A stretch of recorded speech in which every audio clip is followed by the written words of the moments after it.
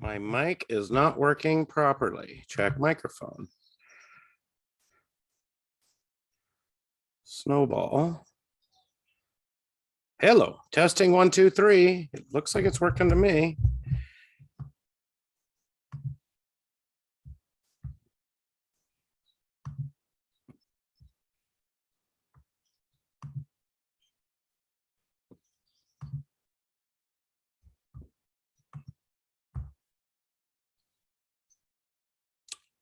Good afternoon, Masterclass members. It is exactly, what time is it here? It is exactly 1 o'clock here in Hawaii, 1:01. So we're on time and in place. How are you, Katie? I see you popped up there on my screen first. Good. How are you? Oh, I'm living the dream. It's graduation day, Katie. Did you know that? Yeah. I have my kukui nut lei on. I'm dressing up today with one of my best aloha shirts here and my kukui nut lei in celebration of graduation day today. And I don't know if you can see, but I put little flowers back here behind me for you guys. So Cynthia and Miss Sherry and Flo, I see is here with us. Thank you, Flo, for sending out that link to the group today so we can all see your videos and stuff. I'm just real impressed. You guys are doing a great job there at the Golden. All of you guys are doing a great job. I am so blessed and honored to have, technically there's 15 people in this masterclass, although I've never think we've ever got 15 in the room all together at once. So we have 6 of us right now. Is there anybody that wants to share the homework assignment and tell us a fun fact about you and your nonprofit? Anybody at all? Go right ahead. We want to know a fun fact about you and your nonprofit. Well, I will admit I didn't do the homework because I wasn't quite sure how to do it. Well, that's okay. I didn't assign this particular homework assignment. Teresa did. And to be honest with you, I should have done it too, huh? She gave it to all of us. A fun fact about me and my nonprofit. Well, I'll give you a fun, here's an interesting, I don't know if it's fun or not, but we are actually this year we made a decision, and I've sat down with our little board of advisors, and we've made a decision that we are going to start a nonprofit, not a public we're going to be a private foundation, and and it'll be the Nonprofit Campaigns Foundation. And the reason is we got an awful lot of people that want help. For some reason, God is bringing a lot of founders and people that don't have the resources to pay. We do have bills to pay here and bills that need to be paid. We kind of like to live indoors, although Hawaii is a nice place if you're going to live in a tent on the beach. I like living indoors. And so we are starting, speaking of Hawaii, Stephanie Kealoha is here. So we are starting a new Nonprofit Campaigns Foundation that will raise some money to be able to help offset the people that are unable to pay. I came from the YMCA where our mission was, we don't turn anybody away for lack of ability to pay. And so that is our goal here at Nonprofit Campaigns as well. That stuck with me all my life. And so I don't want to turn anybody away from our master classes and the other programs that we offer. We've got lots of online training courses and stuff like that. So we're going to create a foundation that will be off to the side with a board of directors that will be raising a little bit of money to be able to offset. And so we don't have to turn anybody away. All nonprofit founders that say, I can't afford it. It's like, to get in here, we'll find a way to pay for it. So that's good news and exciting news. I don't know if that's a fun fact or not, but that's my fact here today. Anybody else want to share? Hi, Stephanie Kealoha. Good to see you here today. If you notice, it's graduation day. I have my kukui nut lei on. I did notice that. All right. That's how we roll here. If you go to a graduation on Maui and anywhere in Hawaii, if you go to graduation, they put leis on you to cover your whole head. It comes all the way up, comes over your whole head. Some of the leis are candy. Some of the leis are flowers. Some of the leis, us guys, we like our kukui nut leis. So yeah, that's how we roll here on graduation day. I wish I could give you all a lei, but I can't. But I do have two of our state flowers right here behind me. So there is, that's for you guys, all of you on graduation day. So we were Hi, just Rob. I just want to toss out to you because I went to a graduation last night and it was by a nonprofit. It's called Leadership's Pikes Peak, and they have 4 programs. They have a signature class, which is of seasoned founders and CEOs and executive directors. Then they have a mid-level, which is L Now, Leadership Now, which is the young adults coming up. Mhm. And then they have a women's WCLI, a Women's Community Leadership Institute, which is all women who are on mid-level. Now, the difference is that the signature program, Leadership Pikes Peak, costs a lot, like $3,000 for you to take the program. And foundations pay into that to have their students attend. And the L Now, and most of the employers should pay, we would hope. correct. They would pay. And there's scholarships and all that. And I got a scholarship from El Pomar Foundation, so that's how I got involved. So you're in the class. You So graduated. So I want to tell you about the women's part of it. Was there's no charge. Oh, People make donations for women to participate in this 3-month course, and they meet 11 times in the evening and they do a special project. So the project was I got involved because I submitted a proposal for a project of giving ethnic food baskets to our seniors, and partnered with the Agency on Aging to do that. And we accomplished that during Older Americans Month and Asian American Heritage Center Month in May. And we did 120 food baskets that were Asian, Hispanic, Native American, Afro-American, and just neutral. But the fact is that there were 7 women that participated on this. And so last night was their graduation. And I love that model.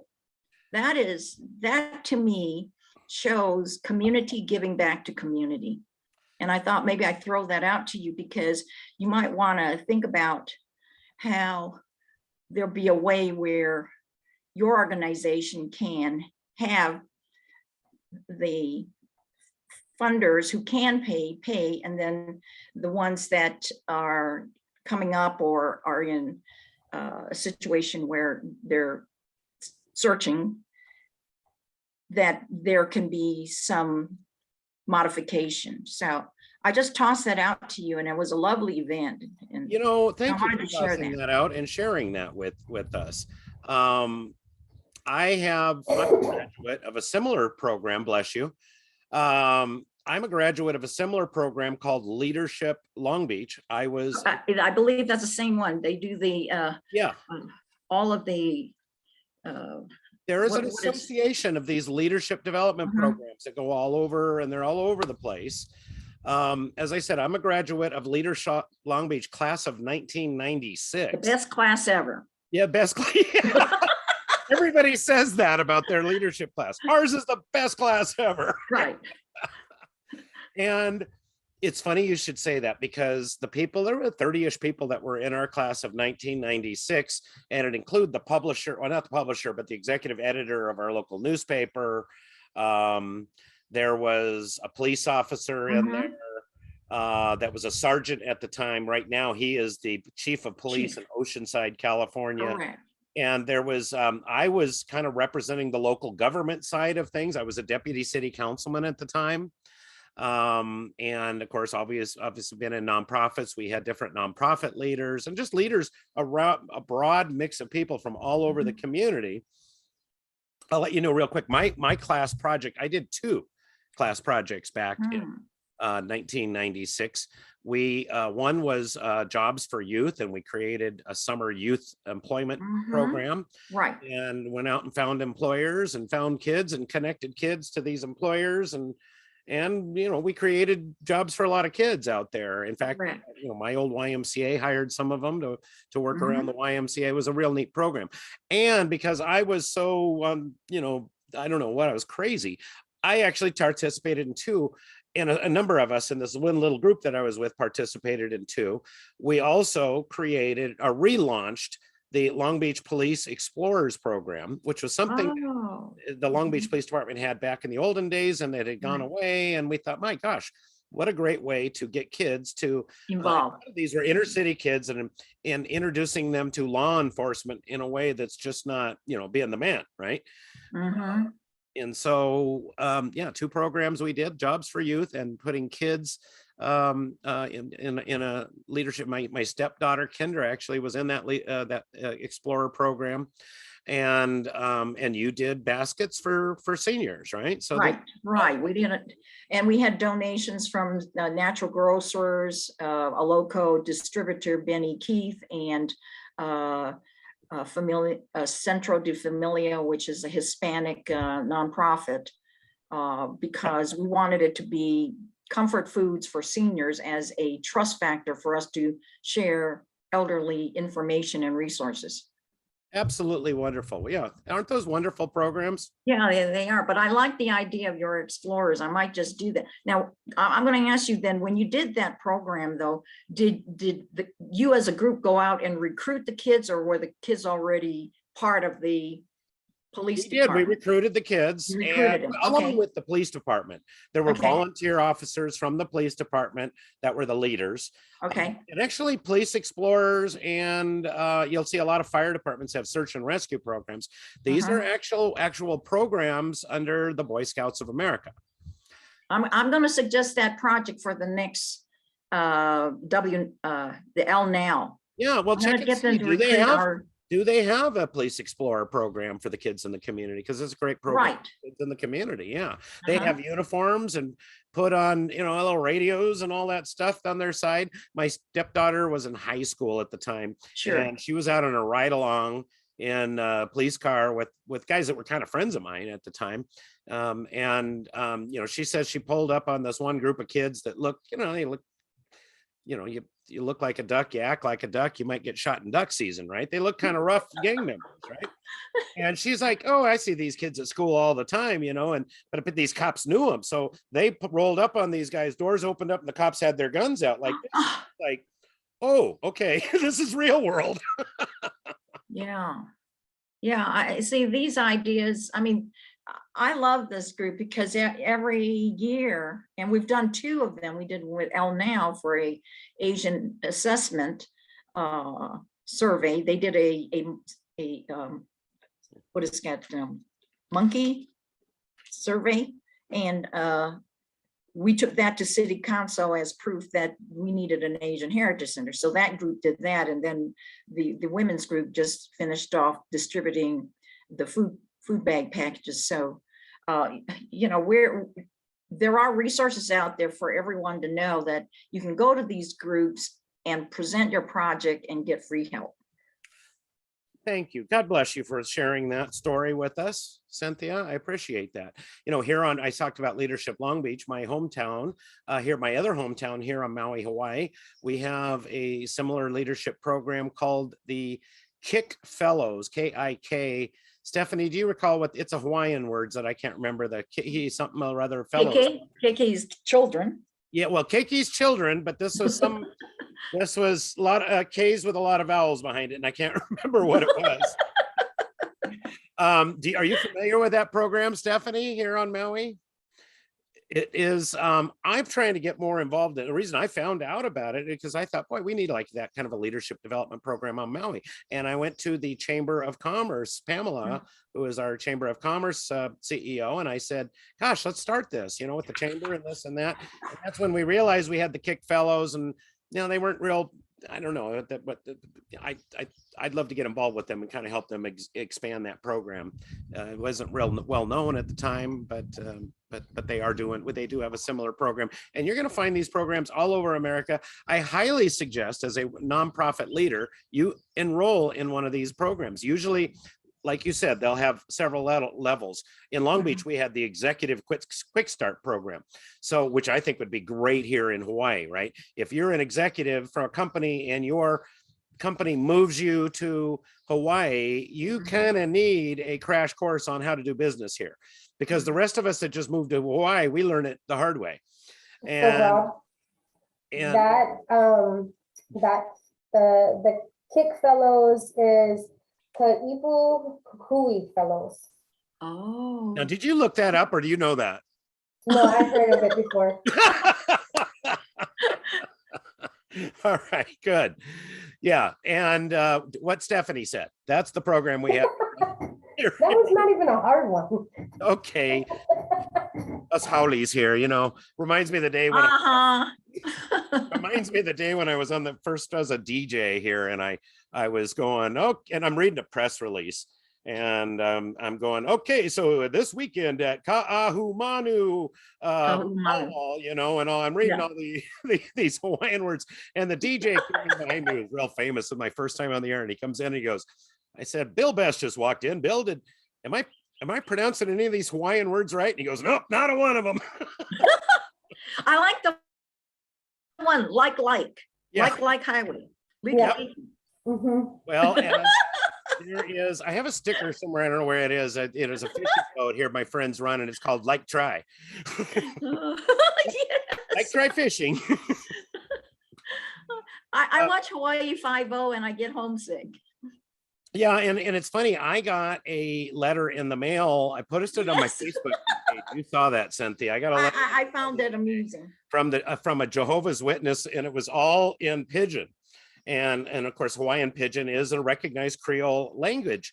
And it had a brochure, and the whole brochure was in Pidgin, and the letter was in Pidgin. And it was like creepy and like really heartfelt warming at the same time. Well, you know, you have to adapt, right? Yep. So if they're not getting what they want by doing it more proper, then if you bust it out in the pigeon, maybe somebody will follow along. Hey, you know what? If I got a regular correct, you know, what we consider English letter from them, I'd have just tossed it in the trash, right? But what do? I get it in Because Pidgin. I it's so post it on my weird. Facebook page. Yeah. Now everybody sees it. So there's an idea to send out an appeal in Hawaii in Pidgin. That's right. We, Caught your eye, caught your attention. yeah. Mhm. And wow, okay, there you go. You might be the first. Well, you're the only one here in Hawaii that got that inspiration, Stephanie. So You know, I have learned in this position, because I haven't been in it very long, that many times it's better to think outside the box and do the things nobody expects, because you get more with that. Because Well, I'm sure your Facebook has reached how many people? How many views has it had? So instead of that one letter that got tossed in the trash because it's junk mail, it's now on social media and probably got like 500,000 followers. yeah, well, I don't know about that, but I mean, you're right. No, it absolutely is. And you know that you brought up an excellent point. We all got to think outside the box in this, because I there's do. a lot of nonprofits out there, and I always teach we're not competing against each other. The best way to not compete with each other is to be thinking outside of the box and do something different, Mhm. because everybody's trying to do the same things. You know, I got to tell you how many nonprofits are there. It's Giving Tuesday. It's going to save our lives and this and that. And you know, okay, you got to throw Giving Tuesday and participate and play, perhaps, but not necessarily. You know, everybody's doing it, so it's not unique. And and that kind of brings up a good thing. We've got some unique things we are going to talk about in this class today. One of them is planned giving. I have, and I've got some other slides and things I'm going to share with you. Are we ready to get into that? Does anybody else have comments? Miss Sherry, we haven't heard your voice yet, or Chantel, our critter fixer, and Flo, you guys are all quiet. Anybody have I'm just anything? taking it all in. Taking it all in. All right. Very good. Very good.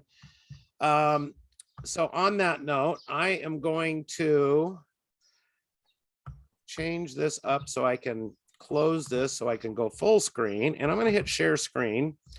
And I'm going to start with our slide presentation today. And I'm going to hit that button. We're going to start from the beginning. Can we all see it? It says participants can see Yeah, it. I can see There it. it is. Okay, we're big. This is, we just created and launched last Wednesday, the new nonprofit campaigns community that I think I told you about last week. We did this on a network called Mighty Networks. I am a member of a group on Mighty Network. Mighty Networks is just this platform where you can create your own social media page. And I know there's some nonprofits that are using it. It's been around for a couple of years. So there's nothing new. Like I said, I'm in a group called the Church for Entrepreneurs, which stumbled across it one day. And it's like, if you're a struggling entrepreneur trying to grow your business, and we need all the help we can get, and to have, so it's kind of a faith, we read the Bible every week, and we focus on how those scriptures relate to business and being a good business person and doing things pono, as we say here in Hawaii, doing the right thing. And so we decided I've been watching all of our nonprofits, all businesses need to have a Facebook and a LinkedIn and a Twitter and an Instagram presence. I've got all of them. I post on all of them. Facebook is kind of everybody's going to have a sweet spot. Some people, it's Twitter. And I've got friends that have got thousands and thousands of Twitter followers. I don't get Twitter. It's like the angry people to me. They all seem angry about something. I got a Twitter thing, and we post on Twitter. We don't have a lot of followers. Instagram, I've got an account, 500, 600, about 600 people follow us on there. But our thing is Facebook and that group. That's really been our thing. And LinkedIn, we got about 700-800 people that follow us on LinkedIn. That are all nonprofit professionals. So we decided to create our own, to go in our own way. We're going to still keep the Facebook group that all of you are all members of. And but the problem with that Facebook group is I'll post something that I think is really cool, and the next week I run into somebody and they say, "Oh, I never saw it." Well, that's the algorithm. Facebook and and LinkedIn, I don't blame them, right? They want to make money, and they're focused on their algorithm, focused on getting you to see their advertising and stuff, not necessarily see what I'm posting for free. So there we did it. We created our new community, and I'm happy to announce that tomorrow we're going to do our first live forum in this community. So I used to do these a lot on Facebook, and I had this thing where I it would broadcast, I forget the name of the platform. We'd broadcast live to Facebook and Instagram and YouTube all at the same time. And I was just spending too much time doing that, and I needed to actually run my business. So I kind of stopped that for a few months, but we're going to bring that back, and we're going to do it inside this live forum. So that's tomorrow, same time as today, 4 p.m. if you're in California, 1 o'clock for the kids in Hawaii. And I invite all of you to join us. And there's a link you can go to somewhere. I'll send it out to you after the class when I send out the replay. And really, we're going to talk about we're going to talk about what our philosophy is at fundraising. There's some old timers that have been in our master classes that are in this group. We've got some new people in there that are joining, and I'm kind of excited. In this, the basic membership is free, so you can join for free, be in there, see what we're doing. We are going to be offering a premium program. I'm going to launch it this week. I've still got to get Stripe connected to I don't know, whatever the back end of this StreamYard, or excuse me, of this Mighty Network thing. And for $50 a month, it's kind of going to be like a master class for the rest of your year. It'll be $500 a year or $50 a month. And I encourage all of you to join. We're going to dive deep. In 6 weeks, we dove deep, but we can't really go that deep. And the two things that are the best about this premium membership for $50 a month is, one, we're going to have a community just like this. I was really stoked last week where we got into a really neat conversation about grant writing, and it was probably the best I've seen, where you guys all participated and asked questions, and you guys were answering each other's questions. That's kind of what I'm hoping to, that's what we want to achieve in this group. We need a place like that for nonprofit fundraisers. There's a lot of groups on Facebook, but they just aren't working, in my opinion. And And so this is where we're going to do that. And we're going to talk about capital campaigns and planned giving and all this stuff, and really walk people through it and set those challenges for you guys to make big goals and help you achieve those goals. So I'm really excited. I hope you'll all sign up and join the nonprofit campaigns community. And I encourage you to join as a premium member. I guarantee you, you're going to raise a lot more than $500 a year from what you'll pay for this. And please share it with your friends and colleagues, with your executive directors and with your development directors and maybe your board chairs, right? We need a group in here of board chairs where they can all get together. Because God bless those guys. They need to learn. All right. Last week I told you I'm growing my hair out, and I found it. This is a picture of me when I was young, with my curly hair, and it looks a little different now. It's a little wet right now. I like to shower right before the master class, kind of perks me up. But this is what we're going for, is what you see on the screen. This is actually in Green Valley Lake. I think you can see, it looks like there might even be a little snow behind me. That's Arrowhead in the area down below me there.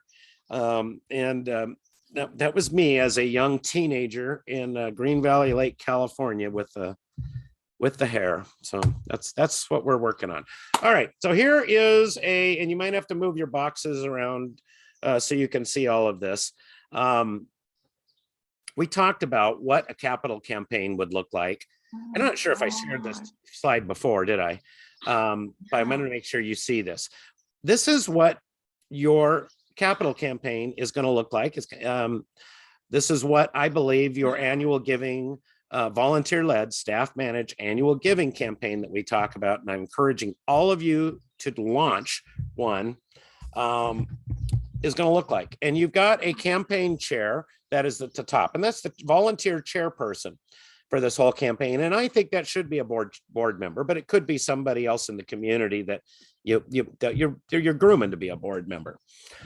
This box down below and to the left is the staff. And your executive director typically serves as what we call the campaign director. And it may be the development director in that campaign director spot. Your development in this particular model, we have the executive director serving as the campaign director and a development director serving as the assistant or associate campaign director. I encourage you to be creative with staff, and because we want to train these people to replace us some days. We want them to be involved in all of our board meetings and all of our campaign things. And these are the two people that really make everything happen. But they are the ones behind the scenes because the volunteers get the bow. Now, in this particular, this is a $100,000 campaign. And we this is one I set up for a client, actually. And we had a lot of people, a lot of volunteers and people making smaller gifts. And so we arranged it this way. So your major gifts over here is raising half the goal. We said, and then of course, when you add the other 25,000 here, now it's 75, almost 80% of the goal is coming from your special gifts over $1,000, and your major gifts. In this particular campaign, we called major gifts $5,000 because that was kind of what we were shooting for. Now, for your campaign, that major gifts might be $25,000, maybe $50,000, maybe $100,000 if you're a large capital campaign. And so each of you see those boxes that come around, each of those chair people are volunteers. And once again, I like some of these people to be a mix between board members and potential, those leaders, those volunteer campaigners that are coming up that you see, man, this person's going to be great on the board. Let's find a position for them on this as a leader on this thing. Because this is all volunteer leaders, all volunteer staff, campaigners. Staff are the people behind them that are kind of greasing the wheels and making things happen. In this particular case, the major gifts chair recruits, trains, and we'll help you train them, of course, and recruits 5 major gift campaigners, each of them with a $10,000 goal. So really simple, right? 5 people, all they have to get is 2 gifts of $5,000 or more. And the special gifts of that $1,000 to $499 range. We, in this particular case, we gave them a goal of finding 25 people, $25,000 donors or whatever, however you want to make that up. And we put 5 campaigners there, each with a $5,000 goal. Real easy and attainable. And then we have the team's chair. And in this was actually for a campaign for a nonprofit here on Maui. And the team's chair, team number 1, I believe, was South Maui in the Kihei, Wailea, South Ma'alaya area. And team number 2 was West Maui, as I recall, and that's Lahaina and Kaanapali and Kapalua and all those folks over there. And they actually got together and had meetings in their own little area, and recruited people in their own little area. Team 3 was upcountry, and I don't remember. I think it was the last team there that's behind I can't see. Team 4, I believe, was like the east side, Hana, in that area. So we did that in regions. Campaign that I worked on once with the Catalina Conservancy. We did it where the teams were boaters were one team, because they have a lot of boaters that go to Catalina. People that like to go to Catalina and ride horses was another team. And I can't remember what the other teams, like maybe it was hikers or something. We tried to take all the people that love Catalina for different reasons, and we connected them all to a team. And if you could think about all the different ways you could specialize this team, these different teams, but those are what we call the team chairs, or team captains. Sometimes we will refer to the name of those team leaders.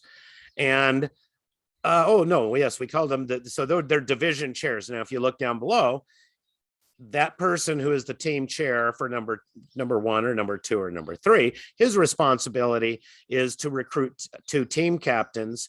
Each of those 2 team captains recruits 10 team campaigners. Actually, each one recruits 5. So you have a total of 10 campaigners on there. And those all had $750 goals for each campaigner. And you'd say, gosh, an awful lot of work. Each team's going to only raise $7,500.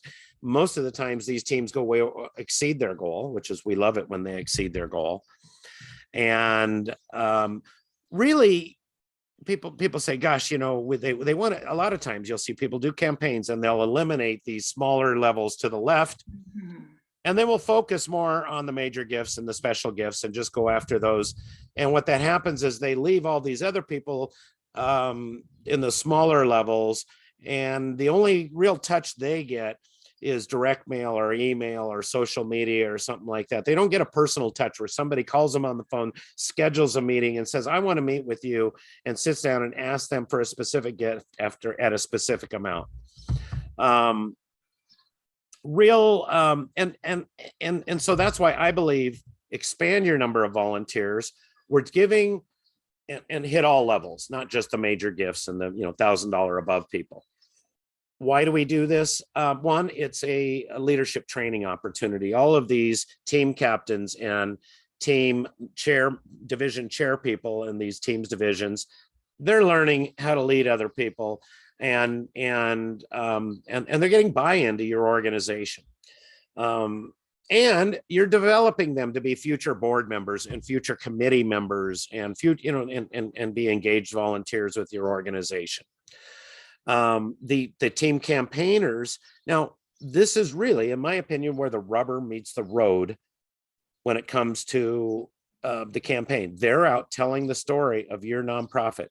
And if somebody is good at math and you can add up how many people here and how many people their prospects they're out telling the story to, it's a lot of people telling the story in your nonprofit's organization. I know there's a math whiz here, somebody that's adding all this up. You've got a lot of people telling your organization story with the best form of advertising there is, word of mouth advertising from somebody that volunteers and gives their own money, and they ask others to join them at their level of giving. That is, now I particularly like to, and it's hard to do this on this particular thing, and I'm looking for if anybody knows of a program that you can create these charts, these org charts, and lay it out well, I'm really love to find it. I used, in the olden days, I did this with a felt pen and a big old pieces of paper, that went across the whole wall. And I learned how to get pretty good printing from that. But I want to see each campaigner's name here. So this has no names, right? So we want to say team 1 chair and special gifts chair, and we've got a name there. And then we want a blank space next to that name. And at the kickoff dinner, our goal is, I believe that, your capital campaign is going to have a long silent period before you go to a public portion. But at some point in time, your silent campaign will launch to the public, and you're going to have an org chart like this, and you're going to have all those names of all those volunteers lined up out there. And you want a space there because at kickoff, our goal is to have all of the campaigners make their own pledge first. You can't effectively go out and ask somebody else to make a gift to your organization if they haven't made their own pledge. One of the biggest mistakes I learned early in my career is go out with somebody. It was nobody's from Long Beach here. But I'm going to tell you, it was Ken Walker, one of my dear friends, dear for many, many years. And we found somebody that had a business and had a lot of money in the Farmers and Merchants Bank. Ken Walker's was president at the time of Farmers and Merchants Bank. He's still around and still sits in his grandfather's roll top desk. He's getting a little long in the tooth now. And we went in and I got this volunteer, and I tried to prep him. Okay, Ken believes in this and this, and you go ask him. It was more about, I could have gone to Ken and got the gift, but I wanted this volunteer to have this training opportunity as a consultant. And this guy sits down, and I can't remember what we asked him for, $5,000 or something like that. And Ken was smart enough, and he's been around. I've known him. We've been in this stuff for a long time. And he looks at the guy and he goes, "How much have you given?" And the guy hasn't made his own pledge yet. And the guy, "Well, I'm still considering what I'm going to give and this and that." And Ken goes, "Well, you go out and figure out what you're going to give and come back and see me and we'll talk." Trust me, I was like, I'm not going to make that mistake again. That was back in like the 80s or something like that. I digress. On the campaign kickoff dinner, we want all these people and their spouses and significant others to get in a table. We're going to feed them, give them a glass of wine, maybe if we have a wine sponsor. Some organizations, obviously, that's not appropriate if you're running like a substance abuse center or something like that, right? But in any event, we get them all in that room and we entertain, and maybe we get the high school. I used to love going to the local high school and getting a symphony orchestra or a jazz band and have them be the ones where the high school kids are entertaining, during a little cocktail session at the beginning. The food comes. Now all these people are at tables of 10, and they get a chance to bond with different people on their team. And our goal is to get every one of these people to make their own gift first. And maybe we're going to find some other gifts in there, but at the first kickoff, that's my goal. Report 100%. And the campaign chair gets up and says, "All right, I'm excited to announce that as of today, we've raised $30,000 and we have 100%, everybody, all of our campaigners and chair people and everything have made their own gift." That to me is a successful first kickoff dinner, and we all rah and do that stuff, and then we send all of these well-trained campaigners, because we've had training sessions, and we send them all out. And then the following week, Tuesdays, Wednesdays, and Thursdays seem to be the best nights for these things. Monday night football's bad. There's certain Fridays nobody wants to do this stuff, but it might be a morning event. Or lunch events are hard. It's either going to be a breakfast event or an evening event, in my opinion. But at the first meeting, so then we're going to have 2 or 3 report meetings. And at the first report meeting, and these are not as fancy and as not we may just have poo-poos, or what we appetizers we call here in Hawaii, or pizza or something like that. But we have report meetings where all of these people get together and they say, "Okay, it's first report meeting," and we report what they've done that week. And you want a space there so you can fill in every week how much money this particular campaigner or leader has raised. and if there's a goose egg there, we want to show that goose egg, right? You know, a little peer pressure isn't bad. And we got the big thermometer there, right? And so we're okay, we're now at 50% of our goal. And then at third report meeting, we're at 75% of our goal. And of course, we're working hard behind the scenes to make sure at the three or four report meetings don't go over 4. And then we do a victory dinner where we get everybody back in that fancy place and we announce that we raised our goal and we announce how much it was. And then we start, you know, perhaps we're giving goal buster awards. So and so busted their goal, and give them a coffee mug, and the person that's got the most amount of gifts. When I was a city councilman and I chaired the YMCA campaign many years ago, you know, they would stand up and say, if you had 3 gifts, you know, 5 gifts, and stand up. And it was always me and another lady that were standing at the end of the people that raised the most money or got the most number of gifts. And I like number of gifts versus raise the most money, because somebody might, you know, I could go out and find one person to give 100 grand. Well, I raised the most money, but I only asked one person. That person that asked 10 people, 20 people. But it was me and another lady, God bless her. She's passed away now. What was her name? Harriet Ibbidson's daughter, very, very people that founded the city of Bellflower. And we were always the last 2 standing, you know, during that back in those days. Everybody gets a chance to bond. And at the YMCA, where I can't tell you, I learned this from the YMCA. I taught this to YMCAs for many years. And it just so happens there's a lot of YMCA executive directors that are now retire or whatever and become consultants, and putting this model in, because this is the model for all capital campaigns. All right, I've talked a lot about this slide. Any questions? So why don't you have 2 or 3 major gift chairs? Why only 1? Well, very good question. In this particular campaign, our goal was to raise $100,000. And we looked at the volunteers we had, and we structured this org chart based on the volunteers and the people we had and what gifts that we thought we could get. And we had a lot of, I hate to say Joe Lunch Bucket people, but we had a lot of people there that could raise, you know, $100 and this and that. We didn't have a lot of $5,000 donors. And so for us, we felt that if we could go out and come up with you know, and raise $50,000 with those $5,000 donors at that particular time, that's what the executive director and I and the board chair and everybody, you know, the campaign chair, we all decided was feasible. You could have 3 or 4 major gift donors, and I highly suggest that if your organization is capable of doing that. And what about including your kids? The kids can go around and collect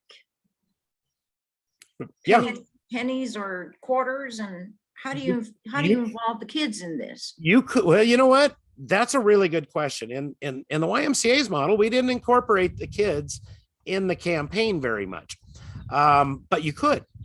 And we're going to have a playground. Yeah, you need the kids, and you could have a team of kids or a division of kids in there. The other thing that's missing in this particular is the staff campaign. Now, I highly suggest for an annual campaign and a capital campaign that we conduct a staff campaign. You're going to conduct a board campaign, and you better do it right? Your board is the leader of this thing. The last thing you want to do is send out, okay, everybody, we're going to have a board meeting. Here's your envelope. Please fill it out and put in a check. No, we meet. We send teams of people, 1 or 2 people, usually with the executive director, is going to meet personally and privately with each board member and ask them to consider a specific amount. And we're going to make them stretch. We're going to make them squirm a little bit on that. If it doesn't make them a little uncomfortable, I feel like we're not asking for enough. So you're not going to give them a meaningful donation this time? It's going to be specific? We're going to ask them for a specific amount that is going to be very meaningful. Now, they may give less, A general rule of thumb, and you tell me if I'm wrong. General rule of thumb, and this is something I've always taught. You can't offend a donor by asking for more than they're willing or capable of giving.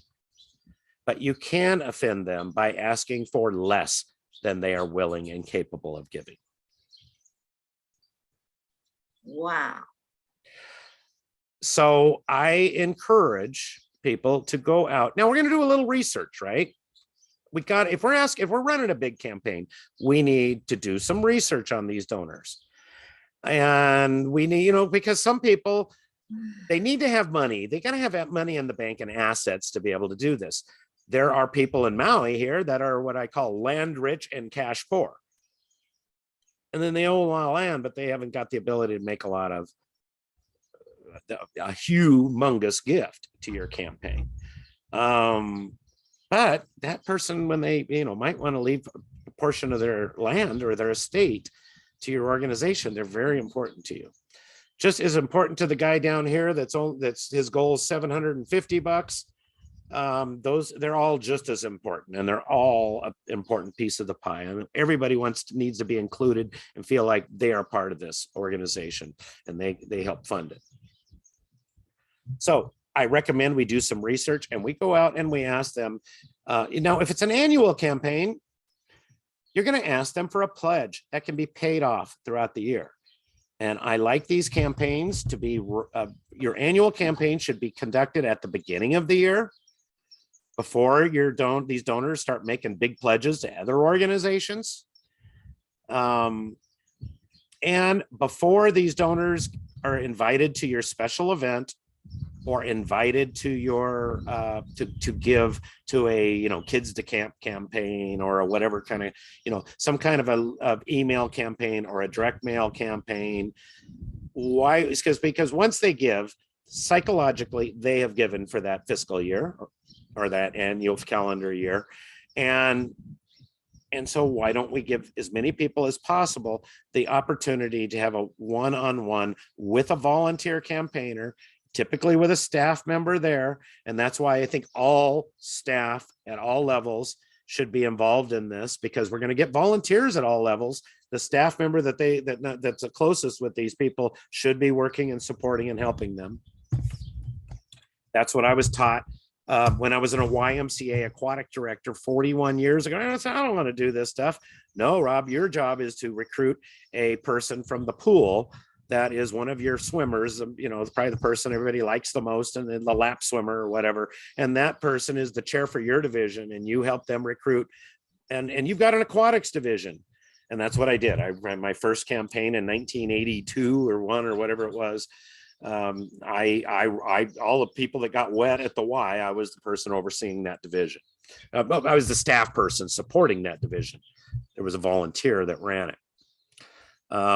So going back to an annual giving campaign, which I call these annual giving campaigns on steroids, because most nonprofits, when they think of an annual campaign, they're thinking of direct mail, they're thinking of email, they're thinking of social media, they're thinking of Giving Tuesday. They're not thinking about how do we involve our volunteers and how do we recruit new volunteers. Annual giving, the pledge needs to be paid off at the end of the year. If it's a capital campaign, this might be, it's probably going to be a multi-year pledge. And a lot of times you're going to sit down with a donor that may have a lot of assets, and he's going to go, oh man, right now is not a good time. My one kid's in college. I've got a wedding this year is just bad for me. Okay, well, it's important to get your pledge in this campaign before we finish. So maybe, this year you don't pay anything, but it's a 3-year pledge, and year 2 and year 3, you're paying the pledge. Your kids are now, your weddings are over, you've paid for the college, whatever, that kind of a thing. That's the kind of level of strategy we're talking about when we're in this campaign. Questions? Yes. So this is pure donation. We are thinking of adopting a koi. At Adopting a koi fish. Oh, yeah. We're going to have a koi pound. I think that's in addition to this. that's in addition to just money. I mean, the come on is we got this koi pond. We got to maintain these koi. And if you make a donation, your donation will not only enhance the life of this koi, but will add to our pot. People are not going to give $1 million donations to name a koi. They may give $1,000 donation for that, but that person. But we're looking at it as a year thing. So yeah, $5,000 will get you your 5 years. That's your annual giving budget. That's annual. That's your annual giving budget. That's not your capital campaign. That's a great program. I love it. Adopt a koi, put your name on the back of a chair. That's right. You're going to name it. This room is with a capital campaign is we're going to name this building after you or this room after you. And we want a lot more than $1,000.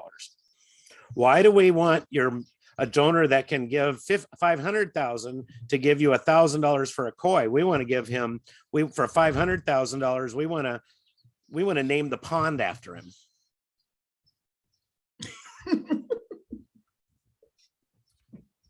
So that's where we got to start thinking. Any other questions? I have a question. How in the world do you scale something like that down when you're starting from nothing? There's like 70 people on that chart. And Yep. I have 3 people on my board and myself and like 2 reliable volunteers.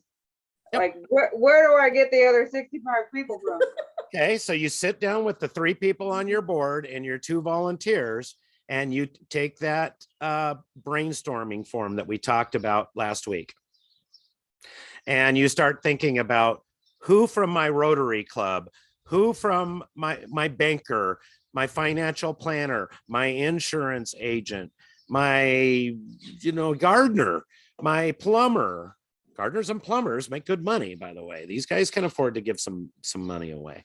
The guy that buys my hay, the guy that I buy hay from for my horse. Keep going, guys. Help me with this. Who are these other people that we know in the community? My uncle, my auntie, my the kid that the parents of the kids from my my kid's softball team or soccer team.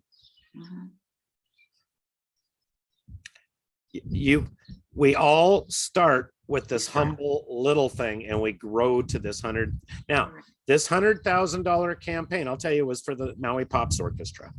And it was a bunch of people that sat down and said, there's no way in hell we can do this. And we're from Hawaii and you just don't understand Hawaii. You some howling from the mainland. And we, people in Hawaii, they're just too tired of everybody asking. And they just came up with all the reasons why they couldn't do it. And nobody put the mindset in and how are we going to make it happen? We're going to do this, damn it. Don't let anybody talk me out of it.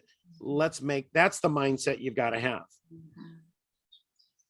We're going to make it happen. Just even at best, when the clinic is open, we would only have 6 employees at that time. So it's like, I don't know where I'm getting 70 people from. Well, at any given moment. Okay, so if you sat down with that brainstorming form, you could come up with 10 people, right? Possibly. You printed out the brainstorming form, right? I did. Oh. I'm in a really small town, so Well, I'm sitting at a pawn shop for internet here. So the owner of the pawn shop, by the way, should be on your list of somebody that you asked to make a pledge. And once once you've gone through your list and you have 10 people and your 3 board members go through the list and hopefully they have 10 other people each, right? Not the same 10 people. Right. And then you're going to go to those 2 volunteers and get their 10 people. Now look at your donors. Who are your top 10 donors? And you go sit down with them and they do the same exercise. And maybe it's not 10. Maybe you sit down with the donor and say, who do you know that can join you at your level of giving that you can ask? And I'll go with you and I'll teach you and I'll train you. This is what we're teaching in this premium member. I only got enough time to introduce it to you in this masterclass. In that premium membership in our group, we're gonna dive deep into this stuff. And here's the other thing I've learned and why I'm charging $50 a month. I've done a lot of these trainings that I'm going to do in there. I've done them for free on our website group. Nobody pays attention because people pay attention to what they pay for, unfortunately. And so, yeah, it just so happens I need revenue to live. So that's how this works. So excuse me, so is the $50 a month for a group, or is it per individual? Per individual. But you know, if you've got, yeah, I mean, I've never thought of it that way. It's per individual if you've got it, but yeah, we'll do a deal where the development director and the executive director can both be in there for that. I'm not going to charge them $50 each, probably. I don't know. I'm not greedy. I'm just trying to make our bills met so I can continue to serve people and help nonprofit professionals. I want to go back to Chantel though, because we really need to unpack this and break it down a little bit more. You were saying something there, Chantel, and I want to make sure I answer your brain's moving. I know you're thinking of how we're going to do this. Is there a Rotary? How many people are in this town? The whole town, I'm not sure. In the county, we have just under 70,000. 70,000 people in your county, and your center, your critter fixer center is going to serve the whole county, correct? Correct. So how many churches are in that county? A lot. I'm in the Bible Belt. I can throw a stone and hit 5 churches. Okay, so why don't you meet with the pastor of each of these churches and say who in your church loves animals and would be a good person to help? That's not a bad idea. And we also have a huge migrant population because we're have a lot of tobacco. Yep. And I am trying to find Hispanic board members because we can't reach the Hispanic community. So I thought of going to there's a couple Hispanic churches. Yeah, I was going to say, go to that Hispanic church because those, yeah, I think that's a great idea. Because we do need to represent the community, and you need to have people in there from everybody, from the rich guy who owns the town to the guys that run the town to everybody in between. We used to have I'm a past president of Kiwanis. And that's the next thing I'm going to go. How many Rotary clubs and Kiwanis clubs and Lions clubs and Seroptimus clubs and Optimus clubs and Footprinter clubs do you have in your community, in your county? I know we have Kiwanis because I've presented to them. I don't know. And I know we have a Rotary. Yep. Other than that, I don't know. And my guess is, how many towns are in this county? 6. Okay, I bet there might be a Rotary and a Kiwanis club in all 6 of those towns. Possibly, I don't know. There is a town, I can't remember the name of it. It's like a town of about 100,000, less than 100,000 people. I can't remember. I wish I had this in the group. I'm going to find this town and I'm going to show you. It's just one of these towns that just doesn't have a lot of people, but it is community. It's Northern California. They got a lot of people that made money on pot up there, I think. And probably Cynthia, you got a lot of potheads that make a lot of money in Colorado. Yes. And so, and these people, it is the most civic town I've ever seen in my life. I say the same thing about Maui when I moved here, wherever you were at, Stephanie, K aloha. I moved from Long Beach, California, of a town, 500,000 people that had one Rotary club and one Lions club and pretty much one or two Kiwanis clubs. And here I moved to Maui that has only 60,000 people. And we've got 1, 2, 3, 4, 5 Rotary clubs, Kiwanis clubs, Lions clubs. Small towns have more civic engagement than big towns. Wow. I don't know why. We are nonprofit rich. That's part of the problem, is that we're a newer nonprofit and there are so many, because there's so much need here, and there's like nonprofits are crazy around here, and they've already hit up the bigger people in the town with the money, because we need a limited amount of people like that, and they're already dedicated to these other ones. So, but I'm going to tell you, I hear this from every nonprofit, and I've heard it from every nonprofit on Maui. What Maui says is, we've got all these nonprofits, Stephanie, chime in if I'm right. Everybody, your board members, I guarantee every board member of your board will say, you know, we have all these nonprofits and we only have so many people that live here. And so many of the people are transient. They're Canadians that come here in their condo for this. And it's really the truth. I mean, we have a hard time finding places for working people in Maui to live because so many people own vacation homes here.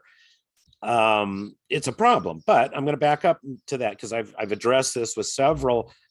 I've done this for over 25 years as a consultant, and I also did it as a director for the Y. And before that, every group's going to tell you all the reasons why we've got too many people, and they're all trying to go after that, what I call the committee of 100 or the committee of 300 or whatever it is, you know, and every town's got those 50 people doing everything. And it's great. Get those, as many of those 50 people doing everything as you can, but go out and find the 74,950 people that are not doing everything. Those are your people. We're not here to compete. And this goes back to that mindset thing that I never thought I would be teaching as a consultant, but so many nonprofit leaders need this, is that we need to say that we're gonna go out and find them. We're not gonna let any negative thought enter our head on why we're not gonna do this. And if a board member starts talking negative, the board chair says, you know, I don't want to hear negative thinking at this room. We're only going to talk about how we're going to succeed. I don't want to talk about how we're not. Now, it doesn't mean that you don't look for holes. You don't want to step in poo, right? But and so you do plan and think like that, think about those things, but we're not competing against other nonprofits. We're out creating our own, blazing our own trail. Well, the one thing is that we have going for us is we are the only animal related nonprofit in the county. And guess what? Do you know how many people love animals? I know the animals bring in more money than the people. So that is the one thing going for us. And do you know that the Maui Humane Society is one of our more successful nonprofits here on Maui? I'm trying to post pictures as a consultant. It's hard to find cute, sexy pictures as a consultant to post on my thing. But the Humane Society's posting pictures of dogs and cats. Mm-hmm. And I can't compete with that, right? Yeah. I post a regular ad saying, you know, that we'll help you. And we get, you know, an average amount of views, but I post an actual picture of a cat in a trap that we trapped and took in to get spayed. And like, I get thousands of views and, you know, hundreds of shares. And it's like, oh, they just wanted to see this one cat. Yep.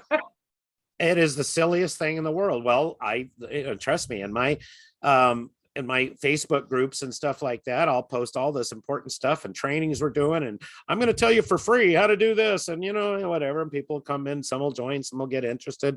I go out there and take a picture of a deer behind my house or the goat down the street, and it's getting all this engagement, but it has nothing to do with my mission, right? I can post a sunset from my lanai here and everybody likes it, but you know, so it's just, you be blessed. You've got something that people want to get behind and help. And it's just, we've got to sit down with your donors, those volunteers, those board members, go through that brainstorming list, get together, find a volunteer that has connected. The first thing is you're going to go to your donors and your volunteers and your board members, go to their church first. Maybe you can make a presentation in front of the congregation. Does anyone know if like license plate information is public information? We have a spay and neuter specific license plate, and I wanted to get a list of the people in the county that have that plate, because the money from that plate, actually part of it goes to me every year from the state. So I was trying to do like a targeted campaign towards the people that have that license plate. That's a very interesting question, and I don't know the answer to that. I'm going to look that up. I guess I'm going to go down to the county building and find out. Well, that's it. I mean, it's an easy way to find out. And by the way, that reminds me, also your mayor and your elected officials and commissioners in the town, all of them you need to meet with a volunteer that knows them the best, not just you. Remember, we always want to involve the volunteers in these meetings. And you sit down with the mayor. I did it with Alan Arakawa with a couple when he was mayor. I haven't done it yet with our new mayor. Gosh, it's been there 4 years, running for re-election right now. But I'll sit down, and I sit down with Alan Arakawa, and he says, okay, we'll do this. And what he said is, let's do, we'll have a special, dinner, and I'll be there, and I'll talk, and we'll ask, and it'll be like the mayor's circle or something or like that we'll come up with, that is a huge one. They might be able to help you get that information. Or maybe it's, another government agency might, I don't know how, there's certain things that is private, but having government be able to identify sources and help you with that would be great. If you had one council member or a mayor on your committee, on your board, that wanted to help you do that. And remember, you got 5 towns, so that's 5 mayors and 5 or council members from each of those towns. The other thing is, remember, I want to see you guys increase your board size. I did this. I don't know if did I ever sing the song for you yet? Yes. Which song? Was it that bad? I want to hear it again, Cynthia. I like big boards, and I cannot lie. Those other consultants can't deny. Baby, my nonprofit's baby's got back, or something like that. I can't. I'm working on it. I'm working on my do it without laughing. I love the enthusiasm. That was awesome. That's what I'm trying to say. We need to have that, and I'm hoping that enthusiasm is infectious on this graduation day. We need to move on. We're gonna go. I got a lot of PowerPoint slides, and we've been here an hour, and so let's see here. Oops, whoop. Sorry, I gotta hit screen share, and boom, we're back. We're at this slide from current slide. Come on, there you go. Okay, so I think we beat this thing up a little bit. That's $100,000 campaign. By the way, if one of you does the math, and if everybody, 2 things on this I'll say. For when you do the totals here, assuming everybody hits their goal, I didn't include the campaign chair and all these division managers in there. So if everybody hits, and they have to raise the same goal that the people under them raise. Everybody hits this goal, I think this is going to raise 125 grand.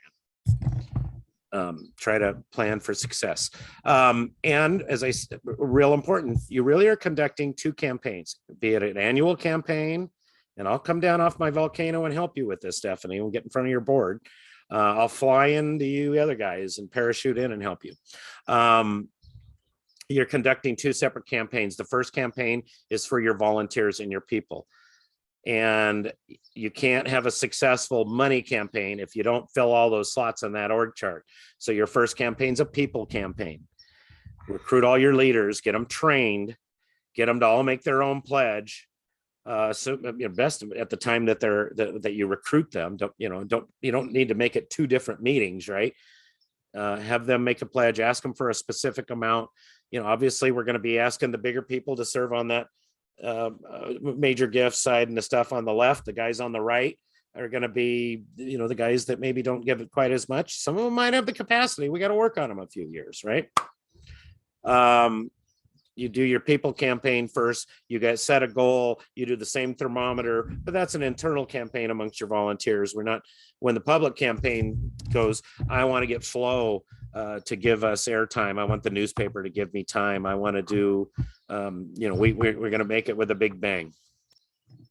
This is kind of the timeline for this is for I think it was a March campaign. Yes, this is the March campaign in 2018 I did. And it just, we started in spring. It's really a year-round process for the staff. But we started in the spring, and we had a board solicitation and a staff solicitation. And we did our campaign leadership recruitment and campaigner recruitment and training. And I always believe there should be a staff campaign. And I like to conduct the staff campaign. Linda talked about this before. Conduct the staff campaign before you do your board campaign. Then you go to your board and you stand up. We're going to launch the board campaign. There's one board member that's the chair of just the board campaign. And you strategize about each one, meet with them personally, with the exec, and maybe it's the board chair or the campaign chair of just the board's portion. And if you tell them what the staff raised, and then you go in there and tell them, and then you conduct your board. A lot of times the board members like, the staff did what? Wow, we better step up to the plate. And that's the way I love it. And then you're, of course, in January and February, it's all about recruiting. What I guess at the end of February, we launched our media campaign, Media Blitz. And then in March, we had the kickoff dinner and first report and second report and third report. And we did a fourth report there. And then on April 4th, 2018, I guess, we did a victory dinner. And then, of course, we have campaign cleanup. And you need to have some, you need to have some administrative staff be able to help you with this stuff. You're going to look at and evaluate and do a debrief of this campaign right after you're finished, because if you wait till next September, October, you're going to forget what we screwed up on and what we did well that we want to continue on. And then the rest of the year, you're mailing out pledge reminders. If you can set those up automatically, that's great.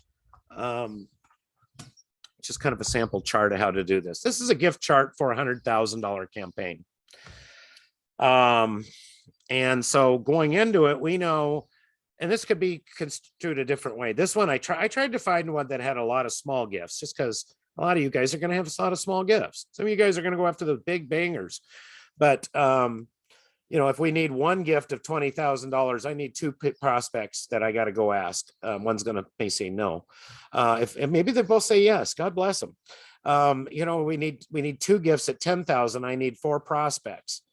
If I need if I need three gifts at 5,000, I need 8 prospects, and so on. I think you get the idea. This org chart, and you can go to, I think, Silent Partners software. You can do it for free on their site. You can pay for it. And if you want, and at some point in time, you got to pay a little money so you can put your logo on this thing and all that stuff. But you can do a lot of this stuff for free just to get an idea, make your own chart. This one's $1 million. And once again, I tried to weigh it. If I was doing $1 million campaign, I'm going to try to get somebody, 200 or 250,000.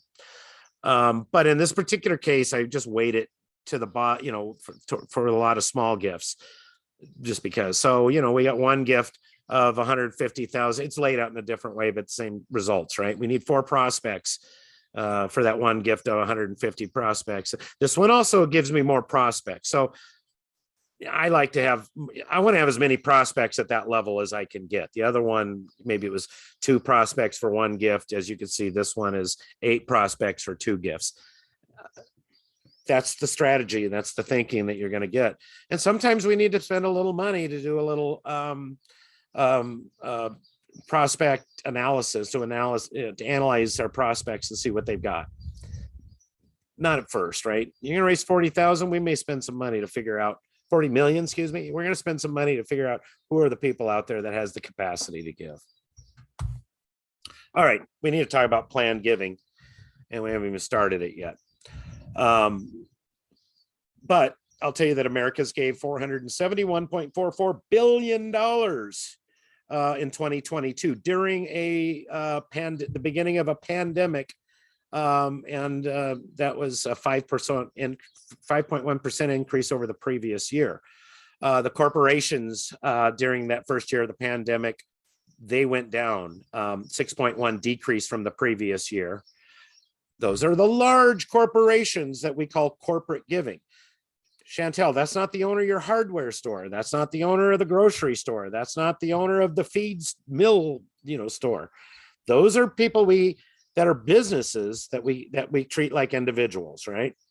Maybe we give them recognition for their business, but I consider those people, we're going to deal with those people more like individuals. This is Pepsi. This is Alexander and Baldwin, or maybe if you're here on Maui, or Mahi Pono or something like that.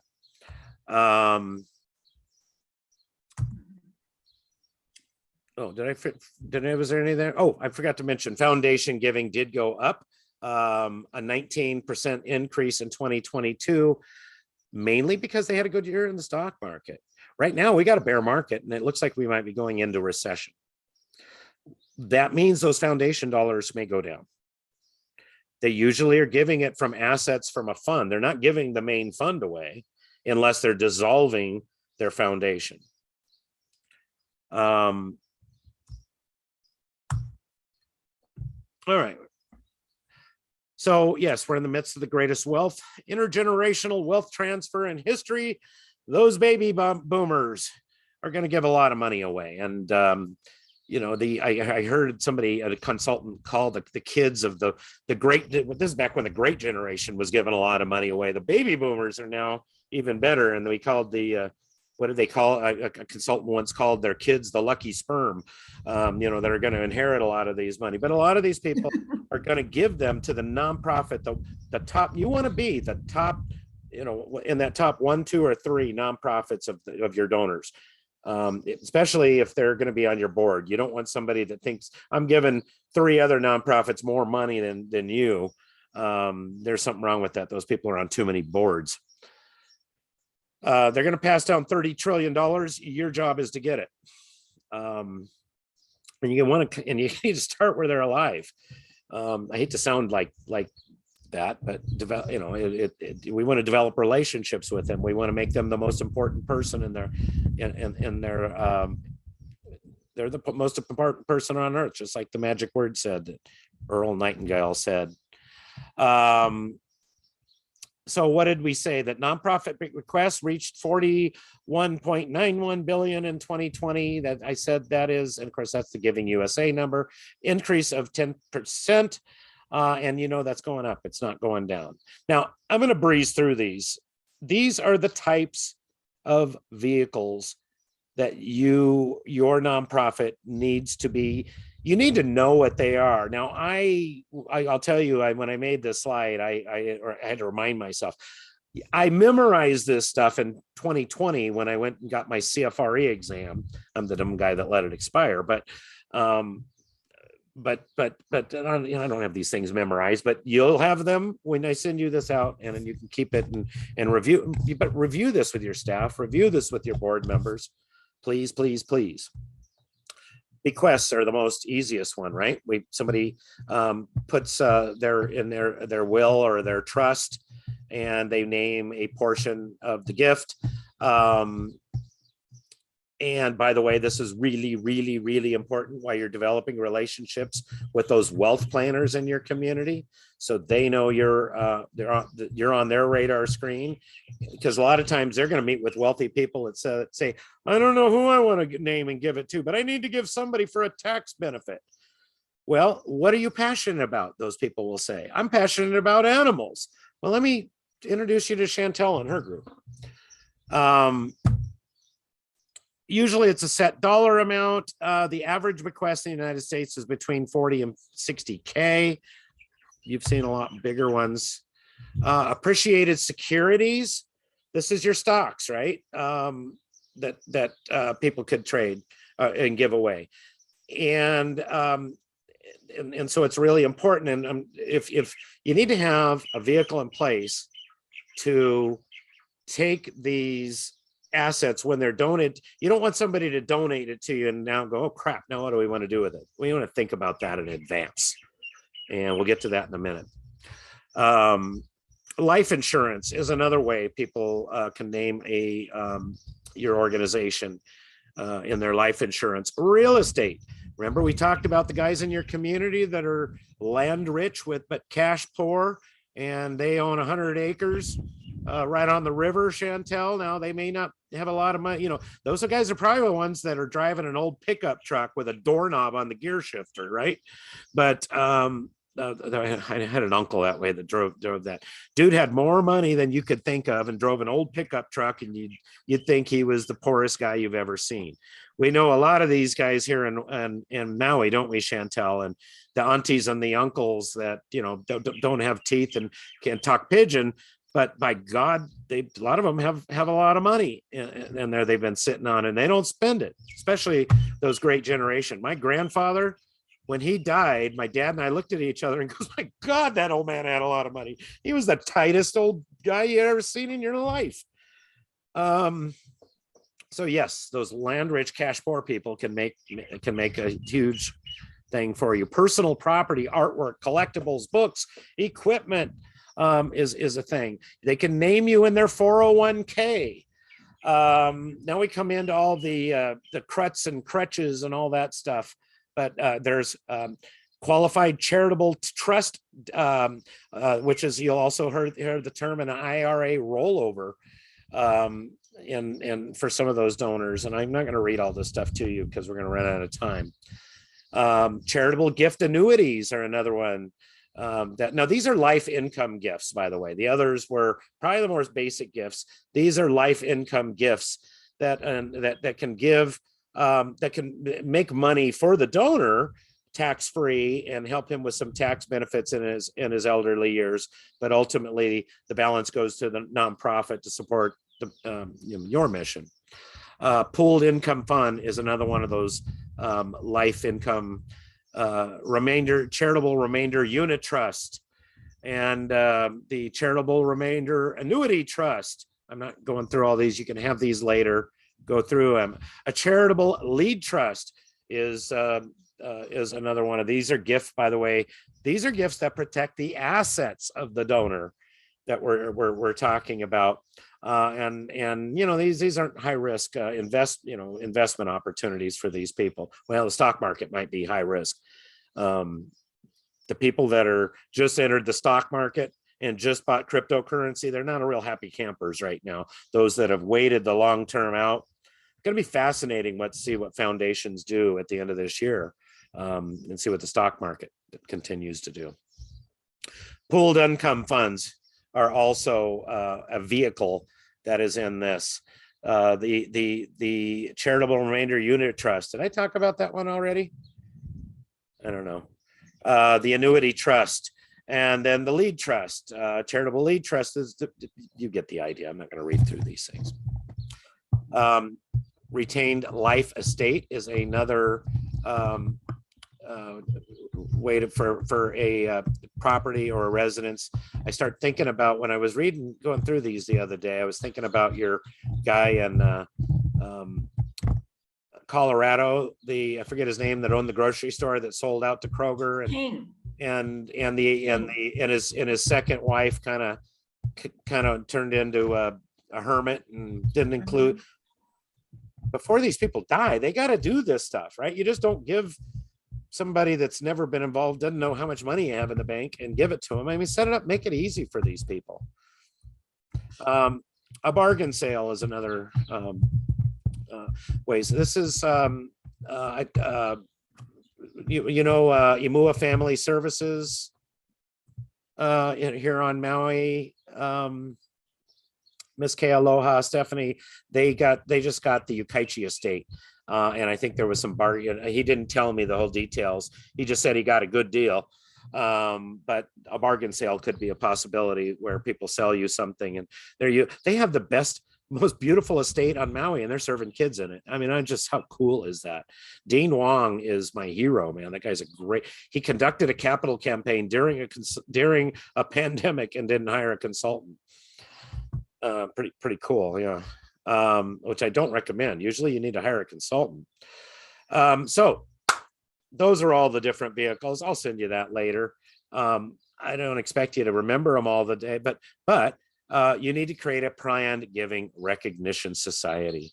At the YMCA, and I use the YMCA a lot, there's a reason that they're one of that number. They're the top of the heap right now. I think they're the #1 in revenue of all nonprofits in the United States. And it's always Salvation Army and United Way. Salvation Army is a church. People tithe to churches, at least if they follow that Old Testament model. There's another whole story there I have on the Old Testament tithe versus how we think of board member giving, and I'm gonna give that sermon in the community someday. Every nonprofit may have a different name for this, and they may do things slightly differently. In the YMCA model, it all goes into an endowment, and people can become members of that endowment by making cash gifts, or by that heritage club that they call it. They can make a cash gift. They can make a gift of one of those life insurance and all those vehicles that you saw previously. A lot of times people are making calfgish in honor or in memory of somebody. But the YMCA, I look at that as an example because they do a really good job of it. So by golly, let's see. We're gonna go in a minute and we're gonna look at the Heritage Club of the Honolulu YMCA. I'm gonna go to their website and then I'm gonna go to another one in a minute. But we're gonna go exploring on the internet in a minute. So at the Heritage Club, this is what they had for their thing on the individuals and couples may qualify to become members in one or more of the following ways, right? And so they talk about what those ways right on the website so people can see it, and naming the YMCA as a beneficiary and the will of trust, talking about charitable remainder trusts and all those other pooled income things that life insurance and things that we talked about earlier. Naming the YMCA as a beneficiary of an insurance policy. They could establish a named fund within the YMCA that to go for a particular thing. You may find somebody that makes a life gift and will make a good example. I'll go back to the Maui Pops. We had a donor here on Maui. What was her name? This is going to drive me crazy. We had a donor that we met with, and she made a gift, a sizable gift that we put in. Ariel Flaval is her name.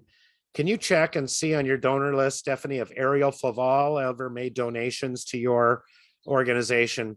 She made donations to a lot of them. From everything I have, when I started this job, I didn't have a lot of tracking. So she may have.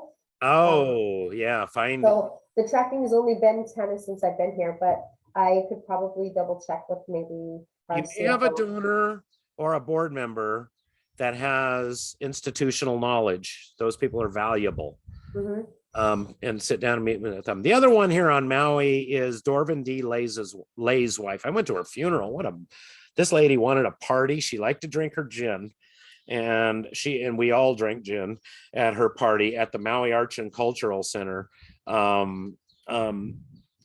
are the people you're trying to give. The reason I say Ariel Flaval, she gave, and I don't remember what the vehicle was. She gave a lot of money, a planned gift when she died, and we set up a scholarship fund. So now every year we give kids that are graduating high school and they're going into performing arts colleges for music.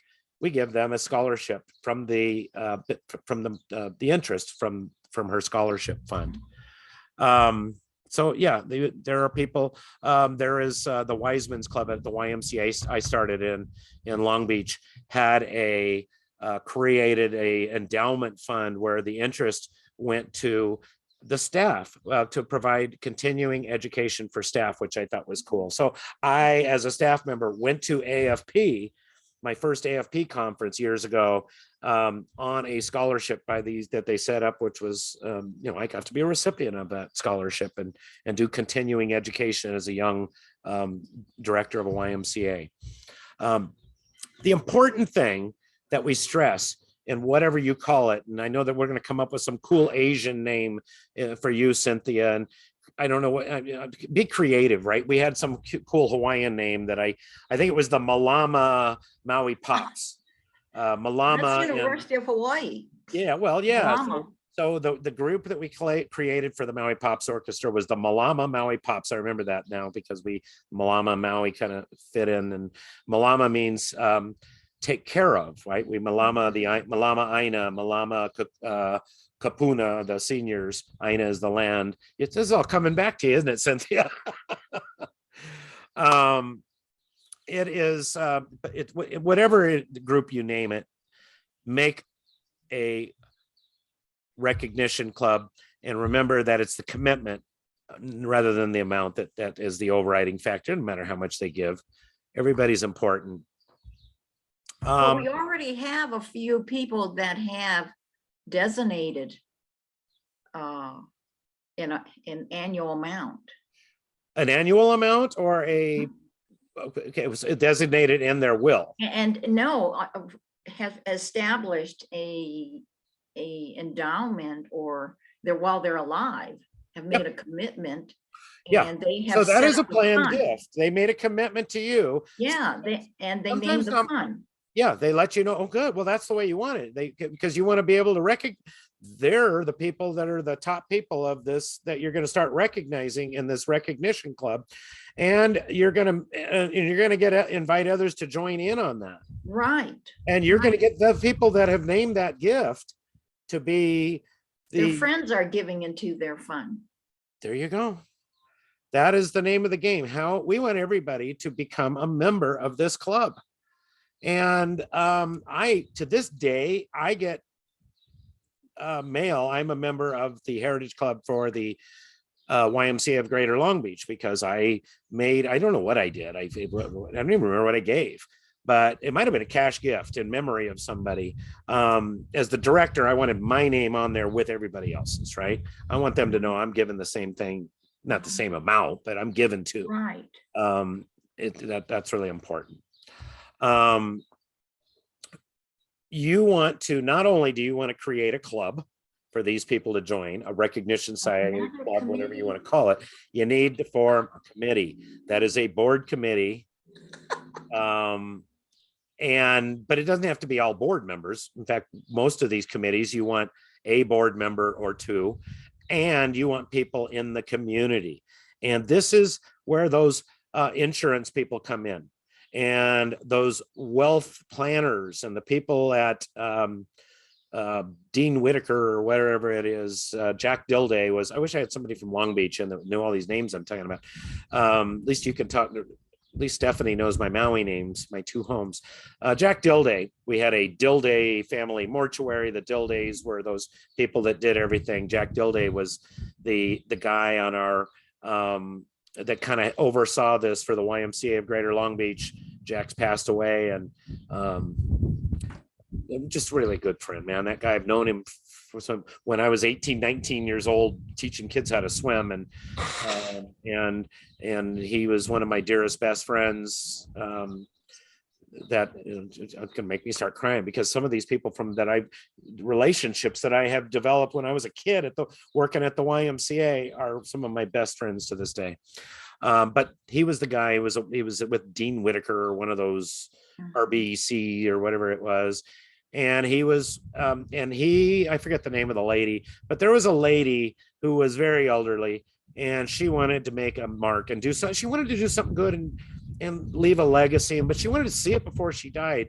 And Jack connected her with YMCA Camp Oaks, and she made a very, very, very, very large gift to support camp for their endowment.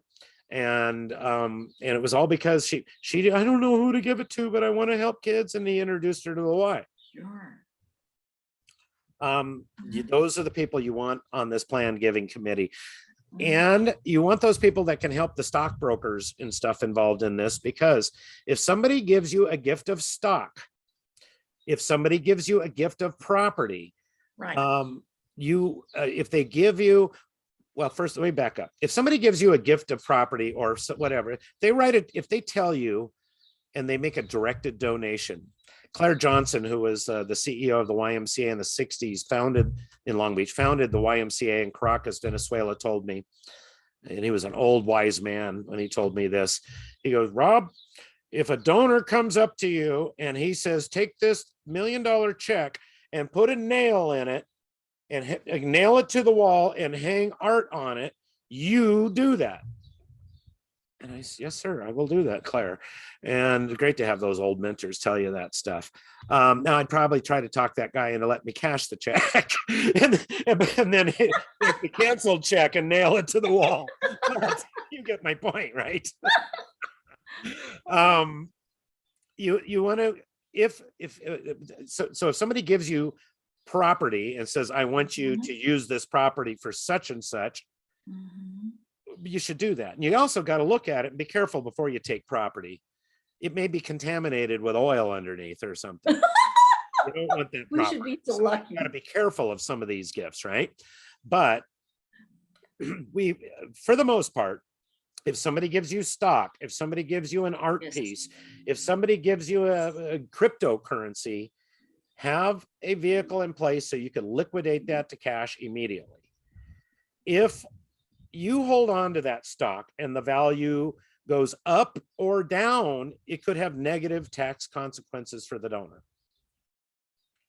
So the most prudent thing you could do is have a vehicle in place now. So if somebody gives you that gift of stock, you can trade it in immediately. If somebody gives you that cryptocurrency, you can trade it in immediately. The last thing you want is somebody gives you stock and then it tanks, right? We say, oh, we're going to hang on to this stock, it's going to go up. Well, guess what? If you did that, if you got that stock in January and did that, you would not be, or crypto in January, you would not be happy right now with it. Liquidate it right then, unless the donor says otherwise. What are the duties of a planned giving community, that group of people that you just, we talked about?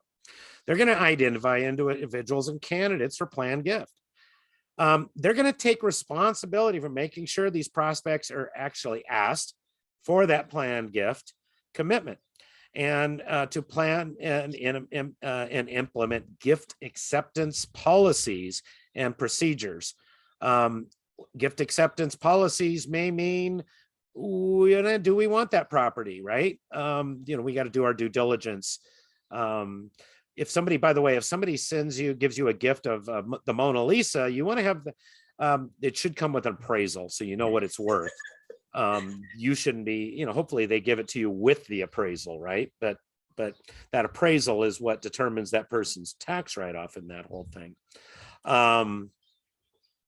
When we talk about gift acceptance policies, I used to be a yacht broker. I've been a boater all my life. And, I told you that in 2016, I said, I'm tired of fundraising. I'm going to go be a millionaire yacht broker. And then, not 2006, not 16.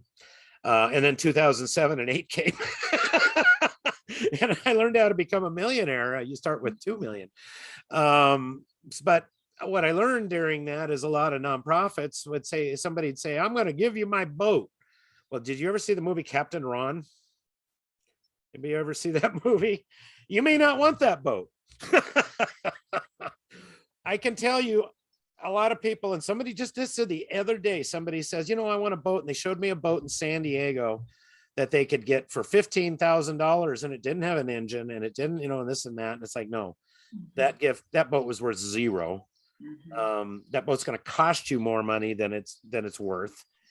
The other thing is when I was a broker, we'd Sea Scouts would love this. And I was a volunteer, and I was the charter organization representative for the Sea Scout base in Long Beach, for one of the Sea Scout ships, also part of the scouting program, the Boy Scouts of America, now Boys and Girls Scouts of America.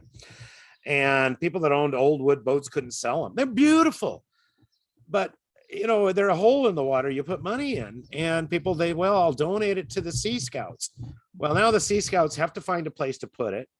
For that person to get his donation, they had to own the boat for 3 years. They couldn't just turn around and sell it, because, they're always looking around, those tax loopholes. The state was trying to fix them. So people were given old boats that were sinking, that they had to pay money to destroy it, basically. So gift acceptance.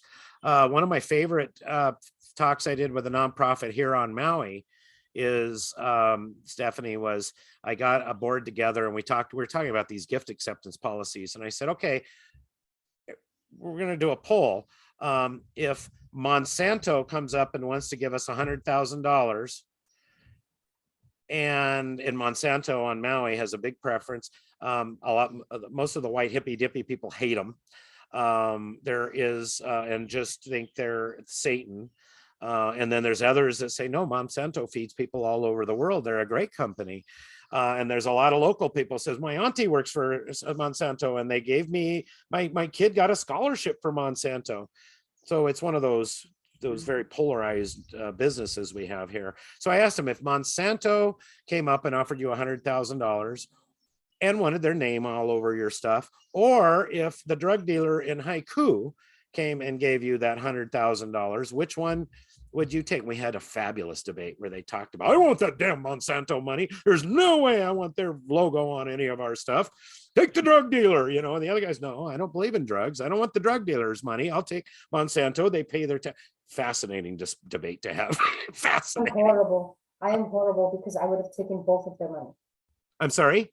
I said, I am a horrible person because I would have taken both of their money. Well, that's not horrible. These are the ethics conversations we have that are fun conversations to have and discuss. Yeah, and I probably would lean to take, aren't we good about justifying decisions in our head? There's a book I'm reading right now called The Principle of the Path. And I'm sorry if I can't remember the person that wrote it, but it talks about how we make dumb decisions sometimes. And we're really good at justifying those things in our head for whatever reason. But yeah, I would probably justify in my head a great reason to take the drug dealer's money and Monsanto's money. Well, because my belief in the process is I don't have to like what you do. I don't have to like who you are, but I will allow you to go ahead and support what I believe in. Yep. Yep. Fun conversations to have. Yeah, try that with your board sometime, or with your development committee. It's a fascinating fun, you know, all the. Yeah, I actually think that's going to be a very good question to ask at our next meeting. And Yeah. see where they, you know, because then for my job, it makes it easier because then I can kind of gauge where people really are. Yep. Am I a team against me, or are we a team kind of focused on the same thing? Yeah, Monsanto wanted me to hire people to work in their fields at one point in time for totally different, unrelated to nonprofit campaigns, and I'm like, yeah, I don't know that with, you know, they're spraying a lot of weird stuff. I don't know if I want to be the guy hiring people for those to work in those fields. But at any event, and they're testing and doing stuff that they're behind fences that we really don't know what they're doing and testing. They don't tell anybody. Yeah, all right, I'm trying not to be political in this whole thing. It's a whole nother side debate. Yep. Anyhow, these people are to manage the volunteers and manage these funds and come up with a good, and like I said, an endowment, you have an investment strategy. And if you decide you want your planned gifts and things like that to go into an endowment where you take those earnings and do things for staff or do things for the facility. Facilities are a great one, right?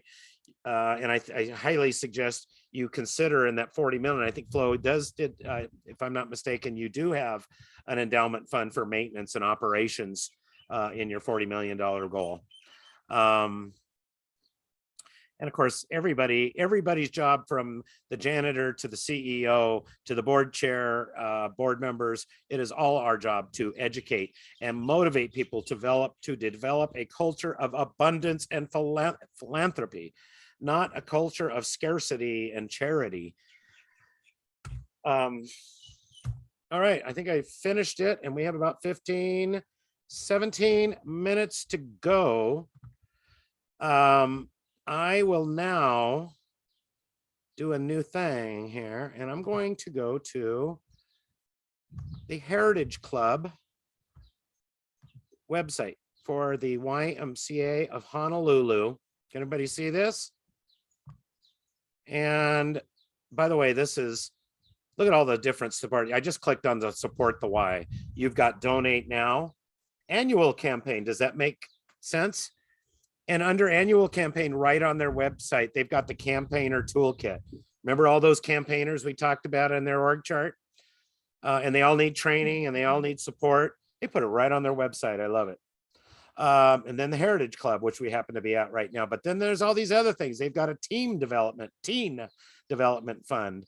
And whatever the annual report honor roll, and Heritage Club members, and Your Legacy Matters, which probably goes more back to the Heritage Club, right? Gifts in honor of or memory of somebody that I mentioned before. How about that? So these are all the things, and this is the website for there, and they highlight the. Go ahead, Miss Kealoha. The what family is that? The Kawaharada family, I believe it is. Thank you. Honoring a legacy. And so they have Mr. and Mrs. Kawarahara there that are that they're talking about, and how their mission to support the Atherton, which is one of the branch YMCA's in Honolulu, and they've been supporting them for the 1960s, and they have their own fund, right? So this is they're being recognized on that. I want to come back real quick, and I want to go to the Heritage Club members. And we're going to roll down here and see who are the Heritage Club members for the YMCA of Honolulu, which is all of Oahu, actually. And these are all of the people. Wow. And well, you'll see a lot of Japanese names. Harry and Jeanette Weinberg Foundation is, if you drive around Maui, you're going to see a lot Weinberg. Harry and Jeanette Weinberg's got their name on it, on down in Wailuku town, all kinds of business. And I am, of course, as a consultant, I am friends with the guy, I forget his name, that's responsible in Hawaii for the Harry and Jeanette Weinberg Foundation. I'm no fool. I want to develop relationships with these guys. Then of course, then there's the Dorothy Anderson Perpetual Charitable Trust. That trust is administered by the Hawaii Community Foundation. We'll talk about community foundations in a minute, but most of these are all individuals. And it's interesting to go through the names, and it's fun if you live in a town. Go to the YMCA of Pikes Peak, or the YMCA of whatever, and Cynthia, Chantel, go to your YMCA in your county and look and see. I don't know why I didn't use the Maui YMCA for this one, but they should have a similar type of thing. You start going through and looking at it. I love to go into nonprofits' websites and look at the name of their donors. It just fascinates me, and see who's doing what in the community. But those are all the people that are member. Some of those people, like me, just maybe made $100 gift in honor or in memory of somebody, but they're there, and they're there forever. And of course, the WISE job, I was the staff person. They didn't hammer me too hard, but the WISE job is, once you become a member of this club, then we're going to continue developing up that pyramid of giving, right? The other thing I wanted to talk about was the annual campaign. So this is their volunteer-led annual support campaign. And on the website here, you can, they got a little video. Should we watch their video? You can go back, and I don't know how long the video is. I can't see the time over there. But they got a little video on why you should give. Flo, there's the guy that's making that video for the Golden Lotus Foundation. All you have somebody that can put one in. I'm learning how to do this stuff. These are all, the swim safety and kids to camp and Kapuna, the seniors. These are all the things that they're support, early childhood education and teens. And what is this? Our community's greatest needs. And then somewhere here, we go to the campaigner, these toolkit. And we're going to go to their campaigner toolkit. Now, these are all the volunteer campaigners that a team captain or division manager or the chairmans, they all recruited these people, right? And they make it in that org chart. It's simple. The job of the chairman is to get all the division managers. He's got 5 division managers. So but he's also a campaigner, but he's got an extra job to supervise all the division managers. The division managers recruit team captains. And so their job is to be a campaigner and supervise the team captains. The team captains have a job of recruiting 5 campaigners underneath him. That team captain's also a campaigner, but he's also got 5 people under him he supervises. Now, if you're the campaigner, you're at the bottom of the heap, right? But I'm looking at you, campaigner, because you're going to be a team captain next year and recruit 5 people under you, right? Where do we find those campaigners? They're donors.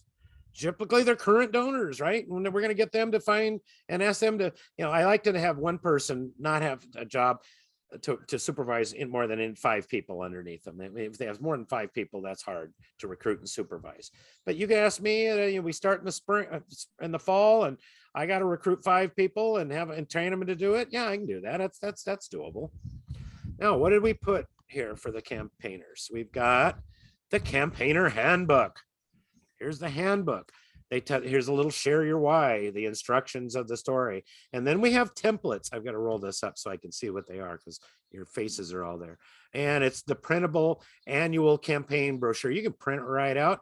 When you go to meet with somebody, you've got it right there. The sample solicitation letter.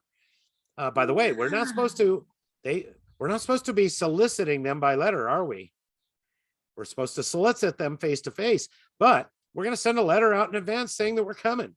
So, and we talked about this during our exercise where you're going to send 25 people out. There's the campaign video and the monthly news. I want to go into the campaigner handbook. Oh, poop. I should have downloaded this PDF. I don't ahead of time. Let's see how this. Okay. Seems like it's going to work. And there's the campaigner handbook for all the volunteer campaigners. And I don't know what their goal is. If I watch the video, it'll probably tell me what their goal is. With several branches, by the way, they've got a campaign chair that's in charge of, over all the YMCAs, but they each of their branch and their camps. And I don't remember how in Oahu, they've got Atherton, they've got several YMCA branches and a camp or two. So all of those are divisions, right? Or all of those they're all running their own separate campaign. All of those branches run their own separate campaign, but then they come together at the beginning and the end and be with everybody. So it talks about their mission. And let's see, there's some COVID facts and figures of what they've done. It talks about at camp, we kept 40 houseless individuals and families in safe transition at camp. Well, they couldn't serve kids, so that's a pretty cool thing they use for their camp, right? A lot of these YMCA branches were providing showers and meals for people. It was, during the pandemic, it was like, crap, we can't operate. What are we going to do? Let's serve the community, man. Let's show them what we're made of. It's all about the people, right? Regardless of race, religion, creed.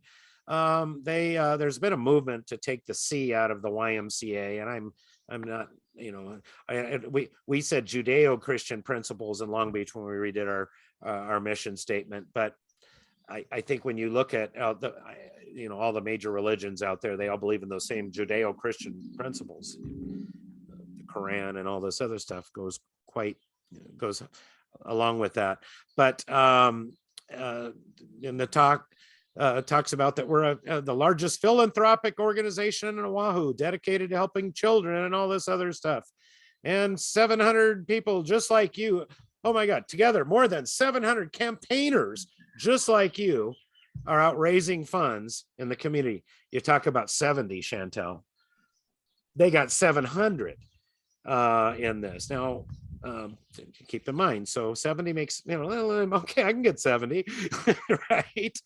And so it talks about, well, what do we see here? Make your own. I didn't read this, by the way, before we talked about it. Make your own generous gift first before you ask others. Attend the campaign events, the kickoff, and the victory celebration, and the report meetings, and there's camp training meetings that we do in there. This is kind of cool. It's kind of backing up everything I said. Tell the YMCA story, and that's what I like to tell campaigners. You're going to go out. People say, oh, I don't want to ask for money. Well, your love for this organization needs to outweigh your fear of asking somebody for money. And all I'm asking people to do, and all you're asking people to do, is go out in the story and tell your personal story of why you support the organization and ask others to give at your level of giving. Got to tell your story. If they say no, okay, thanks. You got a chance to tell your story. Can I ask you why? Oh, I'm mad at the why. Whatever. They kicked my kid out of the camp. Or I don't know what it could be, right?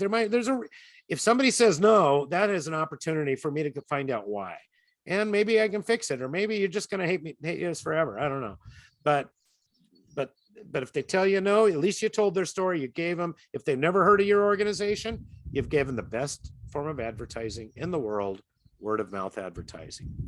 And then, of course, we want to make them to ask. And as I said, you've got to ask. It's best if we ask at that same level of giving.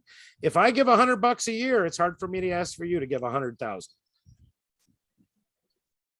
And then we talk about pledge cards. That's your back end office people. need to help you with this. You got to have a campaign secretary or somebody at the back end. Or, you know, maybe they're volunteer secretary or something along that.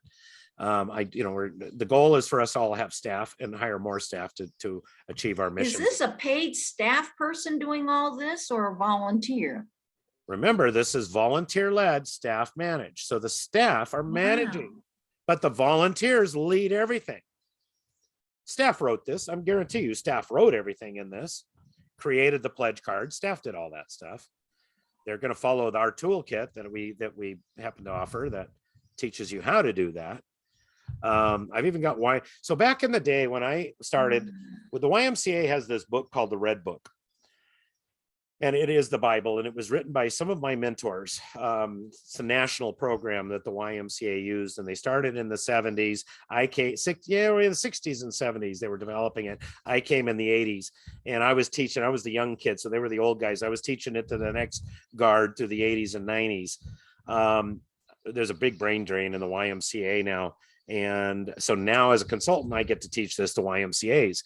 This model, because some of them don't know how to do it anymore, because a lot of those people, I'm one of the young people that learned this stuff. When my first client was the Red Cross, guess what we did? We took the Red Book, we painted it white, put a red cross on the front of it, changed the chairman's roundtable level of giving to the Clara Barton level of giving, and it was like, and so that's funny because I called up Paul Netzel, who founded Netzel and Associates Consultant. They even have a consultant here in Hawaii. I called up Paul and I said, "What are we doing?" We did this. Okay, I know what I'm doing. And I'm doing it for Long Beach. He's doing it for LA. Paul and I took that to the whole nation of Red Cross. That's how I got started as a consultant. Not rocket science. We're just doing what we learned and teaching others. So here we got different levels of giving in the campaigner handbook, and $300 gives to Kapuna the gift of health and friendship for a 3-month membership to the YMCA, and $850 gives a toddler at Head Start for 1 month at the YMCA's early learning preschool. This is where I learned we don't turn anybody away for lack of ability to pay. That was ingrained on me as a YMCA director. Now what am I doing at nonprofit campaigns? I put people for free on training programs. I don't want to turn anybody away. And hence the nonprofit campaign foundation we're starting up. So let's see here. I want to keep going down. Why is it not going down? Come over here. Talks about the pledge card. Real important part. And if I don't care if it's a $25,000 annual campaign or a $40 million capital campaign. I don't want two people asking for the same person for different amounts of money. So the back office issues a pledge card for each person, and those pledge cards go to the campaigner that asked for them. If this is the second year of my campaign, I'm going to get all the pledge cards from the people I asked from the previous year. But if this is my first thing, we're all going to go through that brainstorming form, and we're going to say, I want a pledge card for my plumber, my banker, my this. And if somebody else has already got that pledge card, the two of us are going to sit down and see who has the best relationship with that person. It may be that both of us go. If Chantel and I say, we both know Cynthia, and I say, yeah, but I know Cynthia from my tea club, and you say, yeah, but I know Cynthia from, I hired her children, and we're going to sit down and figure out who has that best relationship. And it may be that Chantel and I both go talk to you, Cynthia, and ask you for that pledge. It's really important, though, as the campaigner, doesn't hand that pledge card to the donor and say, fill this out. That's cheating. That's the easy way. Okay, I'll put $5 here. Here you go. The pledge card stays in your back pocket, and you fill it out afterwards. But you know what all the little holes are in there, the pukas you've got to fill inside this thing, right? So, and if they turn you down, you're going to write on the back of that card why this person turned you down. Then of course we talks about gifts of stock and other things. I want to give stock. Well, that's a bit above your pay grade as the volunteer campaigner. So we get you, so then we call the development office. Ask the donor's company for a matching gift, right?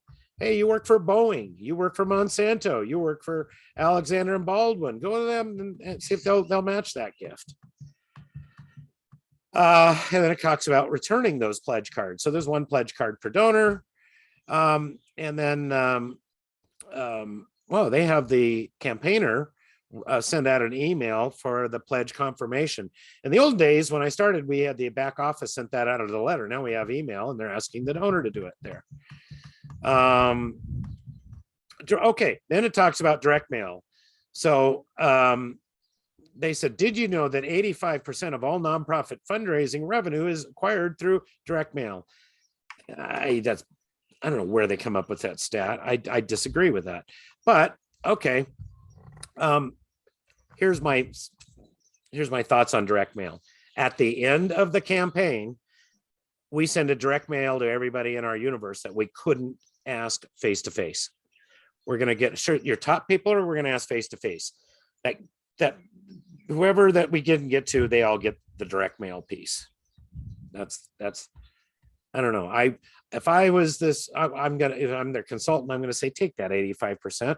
I want you to tell them 85% of these people are given because a campaigner asked face to face, not direct mail. We know what direct mail stats are. We saw that. Linda showed us that a couple of weeks ago. Now it talks about talking points. I already donated. Why are you asking me? Thank you for your donation. We couldn't do it without you. Blah, blah, blah. If they ask not to be asked again, absolutely. I'm going to take it. And yeah, we want to make a note that don't ask again, but I'm going to take that to the next level, especially for a capital campaign, right? This is a first time donate campaigner that is gone to one training session, and his goal $750, and he asked somebody, don't ask me again. Well, guess what? We learned that, what is it, 6 or 7 out of 10 households give to nonprofits, and that means 3 or 4 out of 10 don't. So okay, you're just one of those crabby jerks that don't give. So let's move on.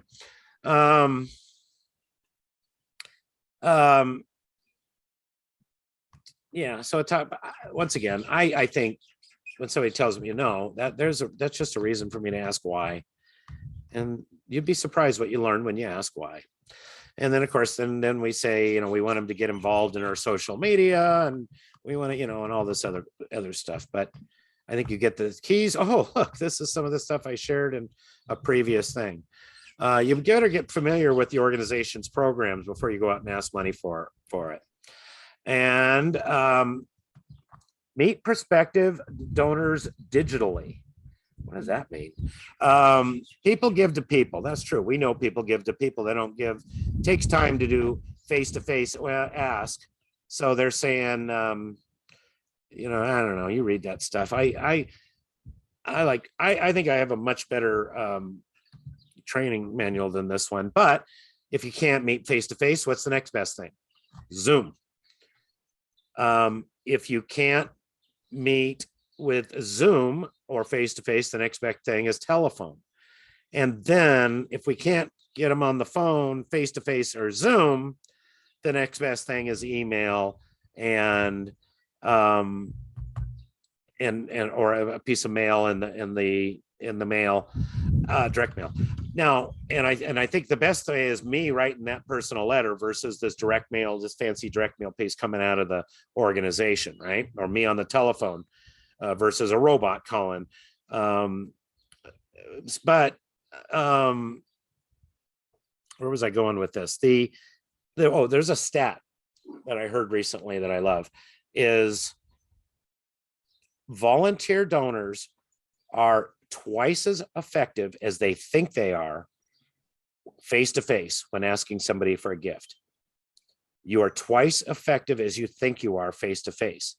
And you are half as effective as you think you are via email. So you'll think, oh gosh, I don't need to meet them face-to-face.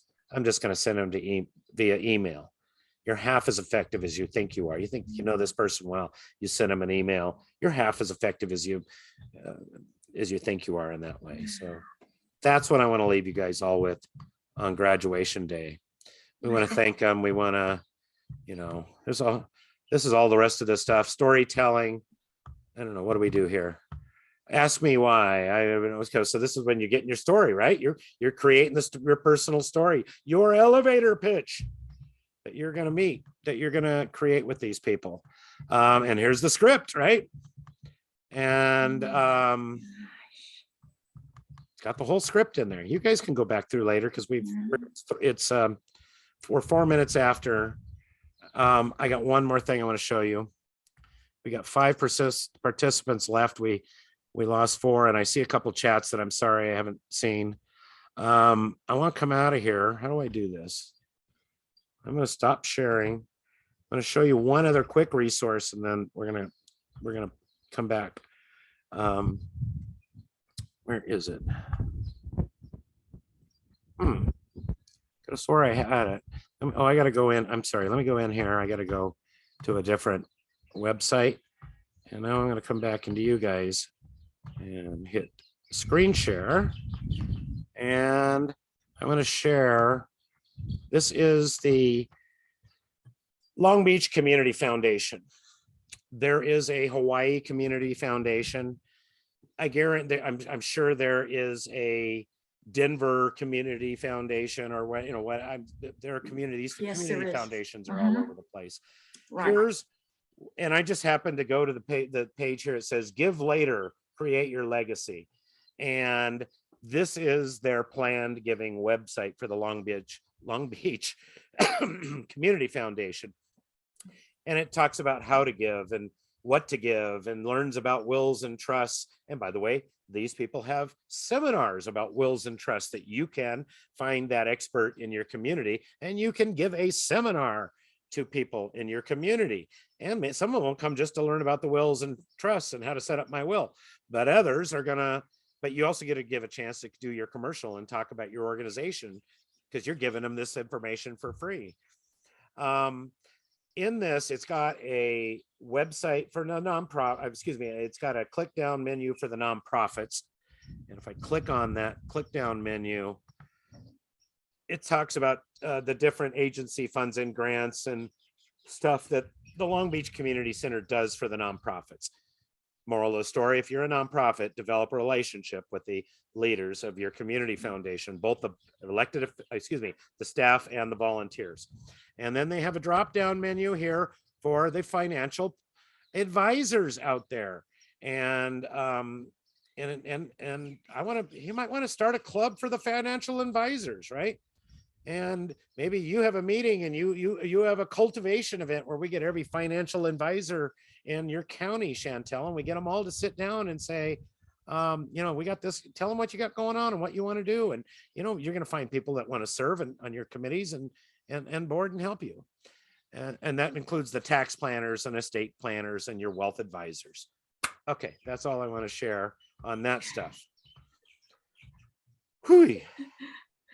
Questions, comments? By the way, hui is in the dictionary here in Hawaii. That is a word. That is the Filipinos here a lot say hui. I don't know. Have you ever heard that one before, Flo? Not so much. Yeah. When I was working with a bunch of Filipinos, they want to get your attention, and it was really cool. These guys, so they don't whistle, they don't yell, they go hui, and you're like, oh, okay. Yeah, actually, it is spelled like hui, but it's hoi. Oh, I'm sorry. Sorry. That's why I was like, hui. There's similarities. Hawaii is But the only place I lived where we can all sit down at a table and we can all talk about each other's ethnicities and nobody gets offended, right?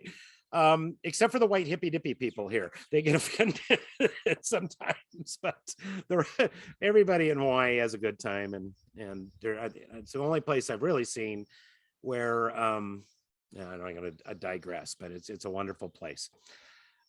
Questions, comments? Rob, got a question.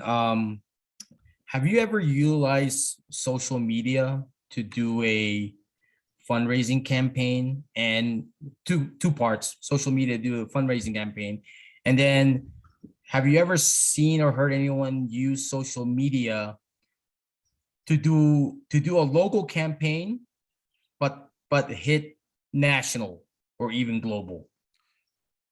Interesting. Yes. I've seen every organization, lots of organizations do some sort of a fundraising campaign on social media. A lot of times you'll hear people use the term peer-to-peer fundraising and define peer-to-peer fundraising. You could say peer-to-peer fundraising is our that campaign that we've been talking about, right? With that org chart, that's peer-to-peer, right? You're talking to your peers. Most of the time when people talk about peer-to-peer fundraising, they're talking about, I'm going to share this on social media with my peers. And that kind of a campaign where I share this thing to all our people. And yes, that is huge. We want to have a social media campaign where we share this. We offer a platform. Let me go back.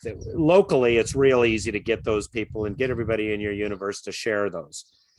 And nationally, you get everybody to share those. If you're a national organization, I'm hoping you've got chapters or something in every region that allows you to connect to those people. If not, set up chapters in all those, in every state or every county or wherever you can. And I'm trying to think of a good example of that right now. I can't, but those chapters are really important because that's where the more grassroots you can get, the better.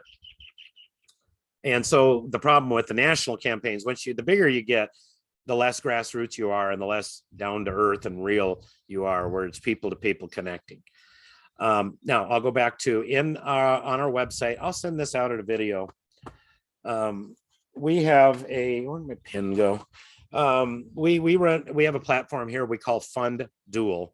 And I should have, usually I do a thing in the masterclass and I'll show a video of it. I haven't done that, so I'll send this video to you and it'll explain what our Fund Duel campaigns, but it's a competitive platform where we use social media and we're competing against different teams to raise money. And I think the reason I like Fund Duel, during the pandemic, everybody came up with a new virtual event thing. And because those organizations that were funding a lot of stuff on big galas and special events, they really, I can't do a special event. Well, they all pivoted to virtual special events, some more successful than others. And so we had, and I looked around and I thought of all of them. And I thought that most of them sucked and they were boring. So I partnered with Fund Duel to come up with a competitive social media fundraising platform that was compatible with your in-person event. The takeaway from that is all in-person special events now after the pandemic are always going to should have a virtual component to them. Just so happens our virtual component uses social media. And so I'm going to send that out to you and see. And that's, to me, Flo, I think for you guys, I think that's a great way to do it. However, that is at the end of your that's almost like your campaign, or at least I don't want to ask somebody for a gift on social media until I had a chance to get them to make a major pledge that can be paid off either annually this year or multi-years for the capital, or this year for your annual campaign. Once I do that, boy, then I want to launch a social media campaign. Then I want to launch an email campaign. Then I want to launch a Giving Tuesday campaign. You notice Giving Tuesdays at the end of the year, not at the beginning of the year, for that very reason. Most nonprofits are busy at the end of the year trying to get people to make that year-end gift. And yes, most year-end gifts are paid at the end of the year. However, what if we start with a pledge at the beginning of the year? They can be paid off the whole year or on December 31st. So do it face-to-face first, then go to those other models. And yes, Flo, I will send out 2 video commercials that I have for Fund Duel that I think is a great model. Anything else on that? Well, no, I mean, so like during the pandemic, I've noticed that a lot of the musicians actually went virtual, Yeah, giving they did. performance and whatnot. And I even take that to the next level because one of the industry I'm in is in virtual reality. So they actually started doing concerts using VR goggles, VR headsets. That I didn't know. Yeah. So like Justin Bieber actually did a virtual concert using VR headsets. Um, so I mean, even stuff like that where you can do a national piece accordingly. So Yes. Well, and that's why I think FunDuel does that national piece well. However, I still think the national piece works best if you have local chapters under it. And I don't know that we have anybody in this class. We had a guy that was raising money for the 501c3 arm of a 501c6 membership organization where everybody were pharmacists. He was raising money from, and they were a national organization. And what I kept saying is, okay, you're a national organization, but we need a California chapter and a Nevada chapter and get those local people connected. And then, so we connect locally and nationally, vertically and horizontally. And there's a whole bunch, Give Butter. There's a lot of different platforms out there. Everybody needs to be asking for money on social media. Chantel, I think that's your main bread and butter is your social media giving. You want to talk about that? Did we lose Chantel? Oh, it's just the three of us, Cynthia, Flo, and Rob. We lost everybody. I'm so sorry. Everybody graduated. Yeah, they graduated. And if I felt bad, I didn't. It's just the three of us left. So they are going to all get a replay so they can watch the end of this. So now it's pretty much us. What do you want to talk about?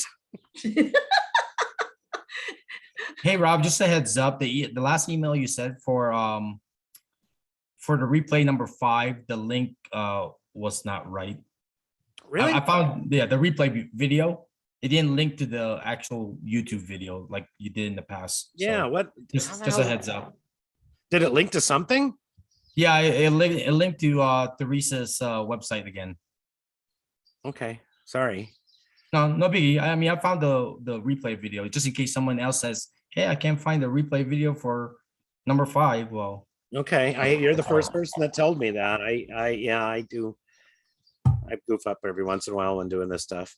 But well, I click on all your links, so. Oh, okay. And thank you for sending out that Facebook link. I haven't had a chance to see it yet, but I'm going to go in there and look at it as soon as we're done here today.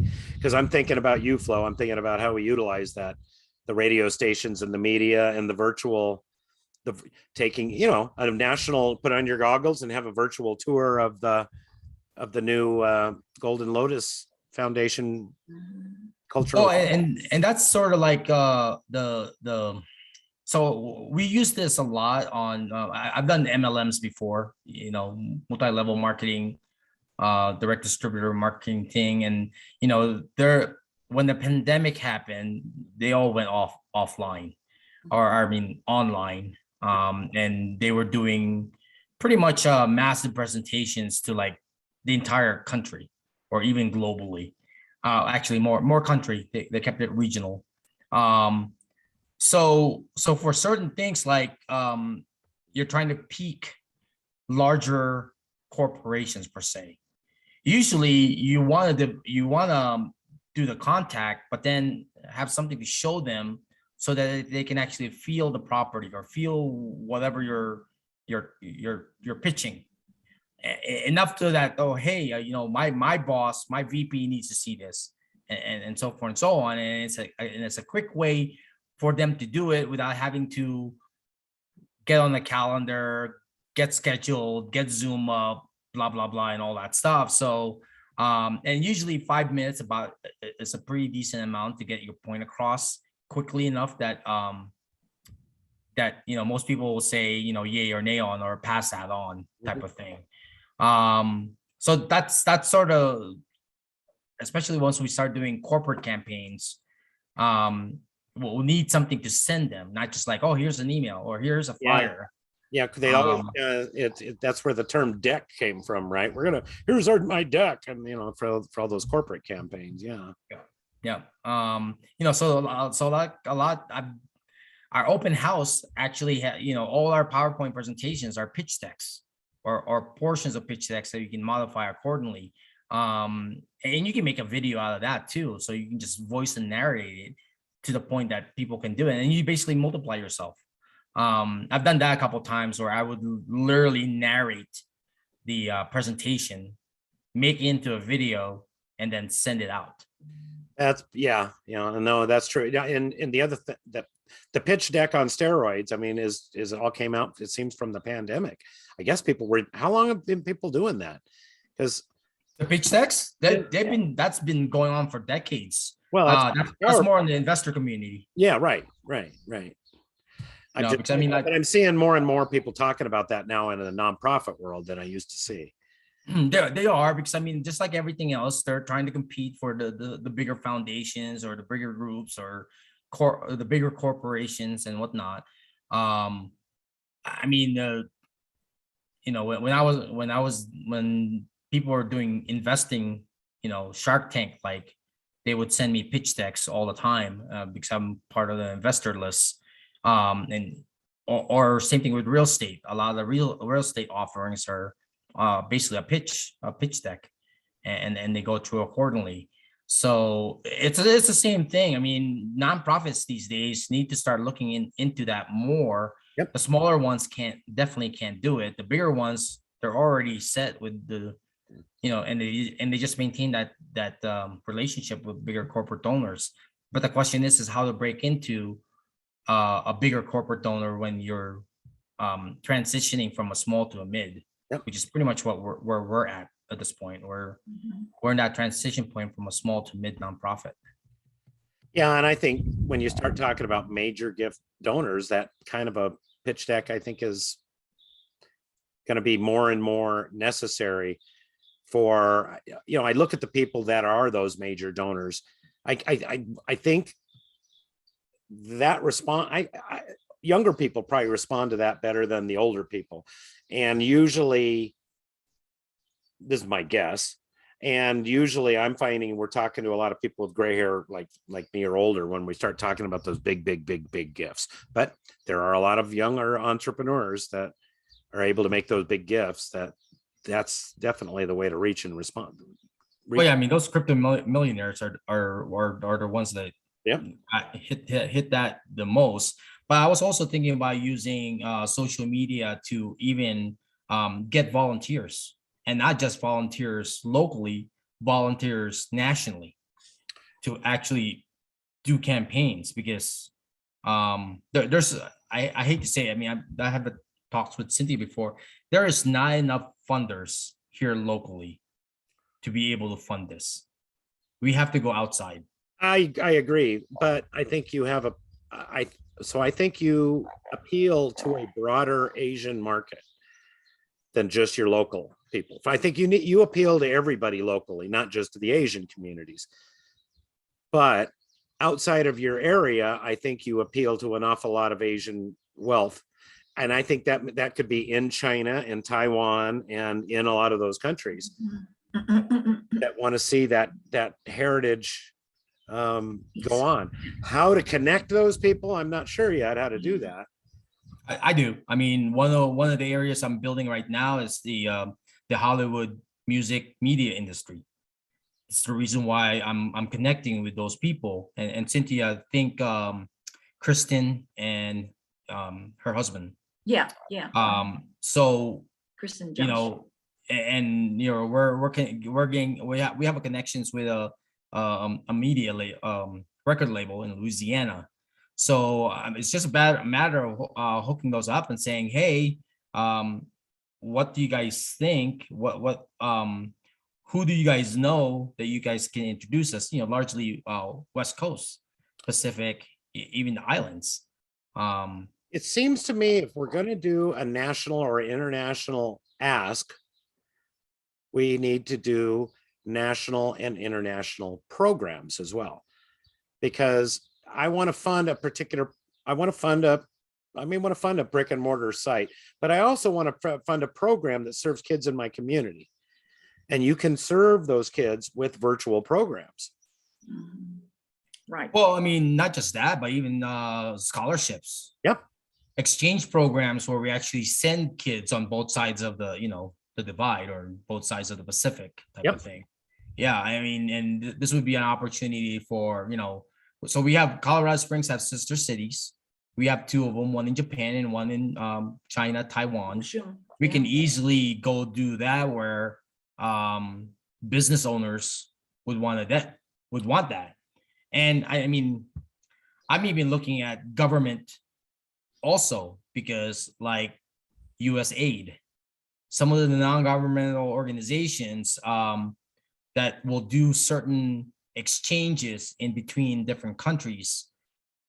I mean, those are potential possibilities, especially when they're connected to well, bigger corporations. So like Alibaba, I mean, that entire Alibaba group, well, would they want to increase their influence, right? And there could be a business connection for the nonprofit with regards to connecting with those companies that would provide the distribution that for supplies that we need. Yep. We gotta buy merchandise, we gotta buy, food stuff, whatever the case Lumber, is. everything. Yeah, right. Yeah. Yeah. So, that would be the pitch. Like that's how I would pitch Alibaba, but in Chinese. Yeah, So and the other thing too is that Colorado Springs is home to the Space Foundation. It's also home to the Space Force, if we can get away from Alabama. And we also have the Olympic Center, which garnishes that international connection. So there is so much possibilities of international connections. Well, and I think you really hit something with the sister cities. Yeah. Because I am involved with a group of people that contacted me to do aid, to send flak jackets and aid to people in Ukraine, right? And we it's like, participated in that too. We yeah, just recently well, and did. my thing was, okay, but we can, if we can, yeah, it'd be great to get all the ex-presidents that are alive to stand up and do a commercial, right? And make that a national thing. But if we don't have that access to get all those ex-presidents to all stand up and ask for this national appeal, how do we make it local? And I said, well, we make it local with those sister cities. And we get how many United States cities have a sister city relationship with Ukraine? We have one with Russia. Well, yeah. And no one's talking about that. I don't know if that's the Russian- right one to get aid for Ukraine. Maybe, Yeah. I don't know. I think, I'm hoping that those sister city relationships with Russia might stop the war, though. in There NATO, hasn't in- touched it. yeah, in NATO, there were about a half a dozen, so about 6 different sister cities per nation. Yep. That was associated with them. And if you look at Colorado Springs, we have what, maybe a dozen, Cynthia? Yeah, Europe and Asia. pretty So much. six each for those regions. Yeah, and I'm familiar with Long Beach. We have a sister city relationship with Yokkaichi, Japan. And I just know all the people that run these things because I know all the people in our Long Beach Sister Cities program. I recently looked and saw what Maui's sister cities were, just for the heck of it. There is a heck of a connection, and that's a way to make it all local. Well, yeah, and really that's part of the so all of those have to be virtual, Yeah. because it gets really cost prohibitive traveling to China for that. I mean, the good news is, one of our pretty much people here used to be in China, used to do business in China, Bonnie. Yes, So Bonnie. we definitely need to leverage that. Mhm. Well, yeah, I'm involved with the local Chinese community here on Maui. There is a they call it, what do they call it? I'll take pictures and send it to you. It's I forget the Joaquin Society, which is, I actually live in Chinatown in the little part of Maui that I live in, and everybody around me is Chinese. By the way, I forgot to tell you, talking to my son after the last time I talked to you, he goes, did you tell them that your grandfather's or your grandson's half Asian? I said, no, I didn't say that. I have a grandson that is a quarter Chinese and a quarter Indonesian. But How? I digress because my son's a historian. We talk about China a lot. Believe it or not, Sun Yat-sen Right. lived right down the street from me and plotted his coup, I guess, if you will, of mainland China from like right down the street from where I live. And I think I could see people in our own Chinese. The reason I say it, I could see people in our own community here wanting to get involved in a cultural center that, in an exchange, so to speak, with Mhm. what's going on the mainland. Yeah. Part of the thing that we're planning on doing is to have more interconnectivity between the different cities virtually. So as people can see stuff here and vice versa to the I don't think did I show you the presentation that we have for our open mic? No. Yeah, Rob. I've just seen Oh the no. PowerPoint slides. Yeah. And you saw the tech that we're planning on. Did you see the Corning, a day in Corning? Yeah. Yes, I do remember Okay. that. Okay, Yeah, right. so keeping alive interconnectivity with the cities would be a good thing to Mhm. do. And then we could basically showcase one business or one area of that sister Mhm. city where people hear, hey, you may want to go visit this place. This Mhm. is what it looks like virtually, but it pales in comparison. You need to go visit. So hit the tourism part. Well, I'm going to say all of these people are going after the tourism.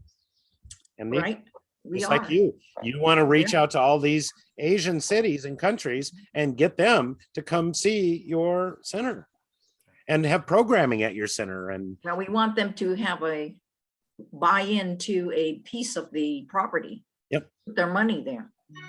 yeah, get their money and Yeah. that, let's have a retreat and go visit. Right. Hey, Cindy, just a heads up. Bonnie was asking if we're still meeting. Yeah, he just texted, so we'll let Rob go. Rob, we'll stay Okay, in I'll let you touch. continue. You could just have the room. Right. This Actually, has when I been leave, it's gonna very, go- very, very worthwhile. When I leave, you're going to lose this, but go. Oh no! Oh, we have a separate one. Got it. Oh, yeah, we have a separate Zoom I'm with gonna, Bonnie. I got a lot of stuff to send you, so I'm gonna write Yeah, down. please, Yeah. please, this last session to me is the creme de la creme. Wow, I'd like to finish off with the creme de la creme for dessert. That's right. Thank you very much. I appreciate that. And, you are such a friend, and we're gonna figure something out. I look forward to working with you, and I'm gonna send out the Absolutely. replay for you and everybody that's watching the replay. Please go to our Facebook group and our Google page, our Facebook page, and I love 5-star reviews. Please give us a review of nonprofit yeah. campaigns. We Uh-huh. love our 5-star reviews. Okay, well, you be safe. Thank you, And, guys. Have a good day. It's been a wonderful, wonderful journey thus far. We We're can gonna keep doing it. Just shoot for join the the moon. community. Join the new community. We'll just keep going forever. Yeah. All right. Here, Rob. Bye-bye, you Thank guys. you. We're Aloha. signing off. Yeah.